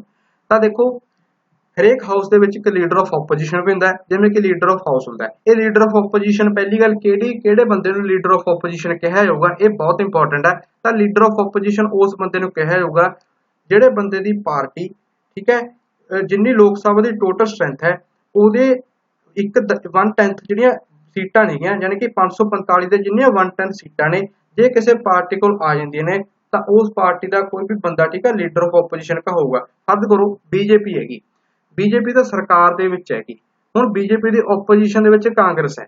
ਹੁਣ ਜੇ ਕਾਂਗਰਸ ਕੋਲ ਲੋਕ ਸਭਾ ਦੀ ਜਿੰਨੀਆਂ ਟੋਟਲ ਸੀਟਾਂ ਨੇ, ਯਾਨੀ ਕਿ 545 ਸੀਟਾਂ ਨੇ, ਉਹਦਾ ਜੇ 1/10 ਸੀਟਾਂ ਕਾਂਗਰਸ ਕੋਲ ਹੈਗੀਆਂ ਨੇ ਤਾਂ ਕਾਂਗਰਸ ਦਾ ਕੋਈ ਬੰਦਾ ਲੀਡਰ ਆਫ ਆਪੋਜੀਸ਼ਨ ਬਣ ਸਕਦਾ ਹੈਗਾ। ਠੀਕ ਹੈ, ਹੁਣ ਕਾਂਗਰਸ ਕੋਲ ਤਾਂ 1/10 ਸੀਟਾਂ ਵੀ ਨਹੀਂ ਹੈਗੀਆਂ ਇਸ ਵੇਲੇ। ਸੋ ਇਸ ਵੇਲੇ ਲੋਕ ਸਭਾ ਵਿੱਚ ਕੋਈ ਵੀ ਲੀਡਰ ਆਫ ਆਪੋਜੀਸ਼ਨ ਨਹੀਂ ਹੈਗਾ, ਇਹ ਗੱਲ ਯਾਦ ਰੱਖਿਓ। ਤੇ ਇਹਦਾ ਮੇਨ ਰੋਲ ਕੀ ਹੈ ਲੀਡਰ ਆਫ ਆਪੋਜੀਸ਼ਨ ਦਾ, ਬਹੁਤ ਇੰਪੋਰਟੈਂਟ ਰੋਲ ਹੁੰਦਾ ਦਾ। ਇਹਦਾ ਰੋਲ ਇਹ ਹੁੰਦਾ ਵੀ ਸਰਕਾਰ ਦੀ ਜਿਹੜੀਆਂ ਪਾਲਿਸੀ ਤੇ ਨੀਤੀਆਂ ਨੇ ਉਹਦੇ ਅਗੇਂਸਟ ਇੱਕ ਕੋਈ ਕੰਸਟਰਕਟਿਵ ਕ੍ਰਿਟਿਸਿਜ਼ਮ ਕਰੇ, ਵੀ ਕੋਈ ਤੁਹਾਡੀ ਇਹ ਨੀਤੀ ਲੋਕ ਹਿੱਤ ਦੇ ਵਿੱਚ ਨਹੀਂ ਹੈਗੀ, ਕੰਸਟਰਕਟਿਵ ਕ੍ਰਿਟਿਸਿਜ਼ਮ ਕਰੇ ਤੇ ਇੱਕ ਅਲਟਰਨੇਟਿਵ ਗਵਰਨਮੈਂਟ ਪ੍ਰੋਵਾਈਡ ਕਰੇ, ਯਾਨੀ ਕਿ ਜਦੋਂ ਸਰਕਾਰ ਡਿੱਗ ਜੇ ਮੌਜੂਦਾ ਤਾਂ ਦੂਜੀ ਸਰਕਾਰ ਮੌਕੇ ਤੇ ਖੜੀ ਕਰ ਸਕੇ। ਠੀਕ ਹੈ, ਸੋ ਤਾਂ ਕਰਕੇ ਜਿਹੜਾ ਇਹ leader of opposition the office ਹੈਗਾ, ਇਹਨੂੰ ਸਟੈਚੂਟਰੀ ਰੈਕੋਗਨਾਈਜੇਸ਼ਨ ਦਿੱਤੀ ਗਈ ਸੀ 1977 ਦੇ ਵਿੱਚ। ਤੇ ਇੰਪੋਰਟੈਂਟ ਗੱਲ ਹੁਣ ਇੱਥੇ ਸੁਣੋ ਧਿਆਨ ਦੇ ਨਾਲ, ਜਿਹੜੀ ਤਨਖਾਹ, ਇਹਦੇ ਅਲਾਉਂਸ ਤੇ ਹੋਰ ਜਿਹੜੀਆਂ ਸਾਰੀਆਂ ਫੈਸਿਲਿਟੀਜ਼ ਲੀਡਰ ਆਫ ਆਪੋਜੀਸ਼ਨ ਦੀ ਜਿਹੜੇ ਹੁੰਦੀਆਂ ਨੇ ਉਹ ਕਿਸੇ ਵੀ ਜਿਹੜਾ ਕੈਬਨਿਟ ਮਿਨਿਸਟਰ ਹੁੰਦਾ ਹੈਗਾ ਉਹਦੇ ਬਰਾਬਰ ਹੁੰਦੀਆਂ ਨੇ। ਠੀਕ ਹੈ, ਬਹੁਤ ਇੰਪੋਰਟੈਂਟ ਗੱਲ ਹੈ। ਤੇ 1969 ਦੇ ਵਿੱਚ ਪਹਿਲੀ ਵਾਰ ਲੀਡਰ ਆਫ ਆਪੋਜੀਸ਼ਨ ਨੂੰ ਜਿਹੜੀ ਇਹ ਆਫਿਸ ਸੀਗਾ, ਇਹ ਅਫੀਸ਼ੀਅਲ ਸੀਗਾ, ਇਹਨੂੰ ਰੈਕੋਗਨਾਈਜ਼ ਕੀਤਾ ਗਿਆ ਸੀਗਾ ਫਸਟ ਟਾਈਮ। लास्ट टॉपिक अपना अज का रह गया, लैक्चर थोड़ा लंबा हो गया बट इंपॉर्टेंट बहुत सीगा, वो है जी ऑफिस ऑफ विप। ये विप की होंगी है, बहुत बार सुने आप ये बारे भी पढ़ रहे हैं।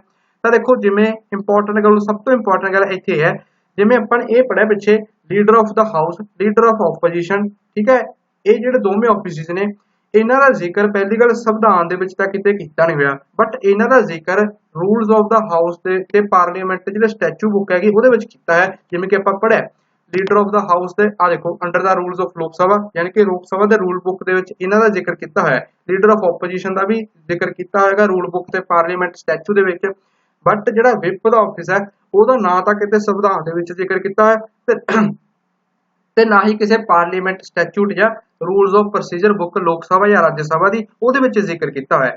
ਤੇ ਇਹ ਸਿਰਫ ਤੇ ਸਿਰਫ ਇੱਕ ਕਨਵੈਨਸ਼ਨ ਰਿਵਾਜ ਦੇ ਤੌਰ ਤੇ ਹੀ ਇਹ ਜਿਹੜਾ ਵਿਪ ਹੈਗੀ ਇਹ ਬੰਦਾ ਬਣਾਇਆ ਜਾਂਦਾ ਹੈ। ਇਹ ਵਿਪ ਹੁੰਦਾ ਕੀ ਹੈ, ਤਾਂ ਦੇਖੋ ਹਰੇਕ ਪੋਲੀਟੀਕਲ ਪਾਰਟੀ ਚਾਹੇ ਉਹ ਰੂਲਿੰਗ ਪਾਰਟੀ ਹੈ, ਫॉर एग्जांपल ਬੀਜੇਪੀ, ਜਾਂ ਉਹ ਓਪੋਜੀਸ਼ਨ ਪਾਰਟੀ ਹੈ, ਉਹਦਾ ਇੱਕ ਵਿਪ ਜ਼ਰੂਰ ਹੁੰਦਾ ਹੈਗਾ ਪਾਰਲੀਮੈਂਟ ਦੇ ਵਿੱਚ, ਠੀਕ ਹੈ। ਇਹ ਵਿਪ ਦਾ ਕੰਮ ਕੀ ਹੁੰਦਾ ਹੈ, ਇਹ ਇੱਕ ਅਸਿਸਟੈਂਟ ਫਲੋਰ ਲੀਡਰ ਹੁੰਦਾ ਹੈ। ਸਭ ਤੋਂ ਪਹਿਲਾਂ ਦਾ ਕੰਮ ਇਹ ਹੁੰਦਾ ਹੈ ਆਪਦੀ ਜਿਹੜੀ ਪਾਰਟੀ ਹੁੰਦੀ ਹੈ, ਪਾਰਟੀ ਮੈਂਬਰ ਹੁੰਦੇ ਨੇ, ਉਹਨਾਂ ਦੇ ਵਿੱਚ ਡਿਸਪਲਿਨ ਬਣਾਏ ਰੱਖਣਾ। ਹੁਣ ਬੀਜੇਪੀ ਦੇ 300 ਤੋਂ ਉੱਪਰ ਮੈਂਬਰ ਨੇਗੇ, ਉਹ 300 ਮੈਂਬਰਾਂ ਦੇ ਵਿੱਚ ਡਿਸਪਲਿਨ ਮੇਨਟੇਨ ਕਰਨ ਦਾ ਕੰਮ ਬੀਜੇਪੀ ਵੱਲੋਂ ਇੱਕ ਚੁਣਿਆ ਹੋਇਆ ਬੰਦਾ ਕਰੂਗਾ, ਉਹਨੂੰ ਬੀਜੇਪੀ ਦੀ ਵਿਪ ਕਿਹਾ ਹੋਊਗਾ। ਸਿਮਿਲਰਲੀ ਕਾਂਗਰਸ ਦਾ ਵੀ ਇੱਕ ਵਿਪ ਹੋਊਗਾ। ਸੋ ਹਰੇਕ ਪੋਲੀਟੀਕਲ ਪਾਰਟੀ ਦਾ ਇੱਕ ਵਿਪ ਹੁੰਦਾ ਹੈਗਾ ਜੋ ਕਿ ਰੂਲਿੰਗ ਜਾਂ ਓਪੋਜੀਸ਼ਨ ਪਾਰਟੀ ਦੋਵਾਂ ਦਾ ਹੁੰਦਾ ਹੈਗਾ, ਠੀਕ ਹੈ। ਸੋ ਪਹਿਲੀ ਰਿਸਪੌਂਸਿਬਿਲਟੀ ਇਹਦੀ ਇਹ ਹੈ। ਦੂਸਰੀ ਰਿਸਪੌਂਸਿਬਿਲਟੀ ਪਾਰਲੀਮੈਂਟ ਦੇ ਵਿੱਚ ਜਿਹੜੇ ਆਪਦੀ ਕਿਸੇ ਵੀ ਪੋਲੀਟੀਕਲ ਪਾਰਟੀ ਦਾ ਜਿਹੜਾ ਵੀ ਮੈਂਬਰ ਵਿਪ ਹੁੰਦਾ ਹੈਗਾ, ਉਹਨਾਂ ਮੈਂਬਰ, ਠੀਕ ਹੈ, ਆਪਦੀ ਪੋਲੀਟੀਕਲ ਪਾਰਟੀ ਦੇ ਜਿਹੜੇ ਵੀ ਐਮਪੀ ਹੁੰਦੇ ਨੇਗੇ, ਠੀਕ ਹੈ, ਉਹਨਾਂ ਦੀ ਜਿਹੜੀ ਅਟੈਂਡੈਂਸ ਹੁੰਦੀ ਹੈ ਉਹ ਮੇਨਟੇਨ ਕਰਨ ਦਾ ਕੰਮ ਇਹ ਵਿਪ ਦਾ ਹੁੰਦਾ ਹੈ। ਇਹ ਇਨਸ਼ੋਰ ਕਰਨਾ ਵੀ ਉਹ ਬੰਦਿਆਂ ਦੀ ਹਾਜ਼ਰੀ ਪ੍ਰੋਪਰ ਰਹੇ। ਤੇ ਇਹ ਸਭ ਤੋਂ ਇੰਪੋਰਟੈਂਟ ਗੱਲ ਹੈ, ਜਦੋਂ ਕਿਸੇ ਵੀ ਮੈਟਰ ਦੇ ਉੱਪਰ ਵੋਟਿੰਗ ਹੋਣੀ ਹੋਵੇ ਪਾਰਲੀਮੈਂਟ ਦੇ ਵਿੱਚ, ਫਰਜ਼ ਕਰੋ ਕੋਈ ਨਵਾਂ ਬਿੱਲ ਆ ਗਿਆ, ਉਹ ਬਿੱਲ ਜਦੋਂ ਉਸ ਬਿੱਲ ਦੇ ਉੱਪਰ ਜਦੋਂ ਵੋਟਿੰਗ ਹੁੰਦੀ ਹੈ ਤਾਂ ਇਹ ਵਿਪ ਦੀ ਜ਼ਿੰਮੇਵਾਰੀ ਹੁੰਦੀ ਹੈ ਵੀ ਆਪਦੀ ਪਾਰਟੀ ਦੇ ਜਿਹੜੇ ਬੰਦੇ ਹੁੰਦੇ ਨੇ ਉਹਨਾਂ ਦੀ ਵੋਟ ਮੈਂ ਉਸ ਬਿੱਲ ਦੇ ਹੱਕ ਦੇ ਵਿੱਚ ਪਾਸ ਕਰਾਉਣੀ ਹੈ ਜਾਂ ਉਸ ਬਿੱਲ ਦੇ ਅਗੇਂਸਟ ਦੇ ਵਿੱਚ ਪਾਸ ਕਰਾਉਣੀ ਹੈ। ਤੇ ਬਹੁਤ ਇੰਪੋਰਟੈਂਟ ਗੱਲ ਇਹ ਹੈ, ਜਿਹੜੇ ਉਸ ਪਾਰਟੀ ਦੇ ਬਾਕੀ ਮੈਂਬਰ ਹੁੰਦੇ ਨੇ ਉਹਨਾਂ ਨੂੰ ਵਿਪ ਦੁਆਰਾ ਜਿਹੜੀ ਵੀ ਗਾਈਡੈਂਸ ਦਿੱਤੀ ਜਾਂਦੀ ਹੈ ਉਹ ਫੋਲੋ ਕਰਨੀ ਪੈਂਦੀ ਹੈ। ਯਾਨੀ ਕਿ ਜੇ ਵਿਪ ਕਹਿ ਦੇ ਆਪਦੀ ਪਾਰਟੀ ਦੇ ਬਾਕੀ ਮੈਂਬਰਾਂ ਨੂੰ ਵੀ ਇਸ ਬਿੱਲ ਦੇ ਉੱਪਰ ਤੁਸੀਂ ਹਾਂ ਯਾਨੀ ਕਿ ਯੈਸ ਪਾਉਣੀ ਹੈ, ਯੈਸ ਵਾਲੀ ਵੋਟ ਪਾਉਣੀ ਹੈ, ਤਾਂ ਉਹਨਾਂ ਨੂੰ ਯੈਸ ਪਾਉਣੀ ਪਊ। ਜੇ ਉਹ ਕਹਦੇ ਵੀ ਇਸ ਦੇ ਉੱਪਰ ਨੋ ਵਾਲੀ ਵੋਟ ਪਾਉਣੀ ਹੈ ਤਾਂ ਉਹਨਾਂ ਨੂੰ ਨੋ ਵਾਲੀ ਵੋਟ ਹੀ ਪਾਉਣੀ ਪਊਗੀ। ਤੇ ਜੇ ਕੋਈ ਵੀ ਐਮਪੀ ਆਪਦੀ ਵਿਪ ਦੀ ਡਾਇਰੈਕਸ਼ਨ ਨਹੀਂ ਮੰਨਦਾ ਤਾਂ ਉਹਨੂੰ ਵੀ ਐਂਟੀ ਡਿਫੈਕਸ਼ਨ ਲਾਅ ਦੇ ਤਹਿਤ ਡਿਸਕੁਆਲੀਫਾਈ ਕੀਤਾ ਜਾ ਸਕਦਾ ਹੈ। ਇਹ ਮੈਂ ਤੁਹਾਨੂੰ ਡਿਫੈਕਸ਼ਨ ਵਾਲੇ ਚੈਪਟਰ 'ਚ ਪੜ੍ਹਾ ਚੁੱਕਿਆ। ਸੋ ਇਹ ਰੋਲ ਹੁੰਦਾ ਜੀ ਵਿਪ ਦਾ। ਸੋ ਇਹ ਸੀ ਆਪਣਾ ਸਾਰਾ ਅੱਜ ਦਾ ਐਨਾਲਿਸਿਸ। ਮਿਲਦੇ ਹਾਂ ਅਗਲੇ ਲੈਕਚਰ ਦੇ ਵਿੱਚ। ਧੰਨਵਾਦ।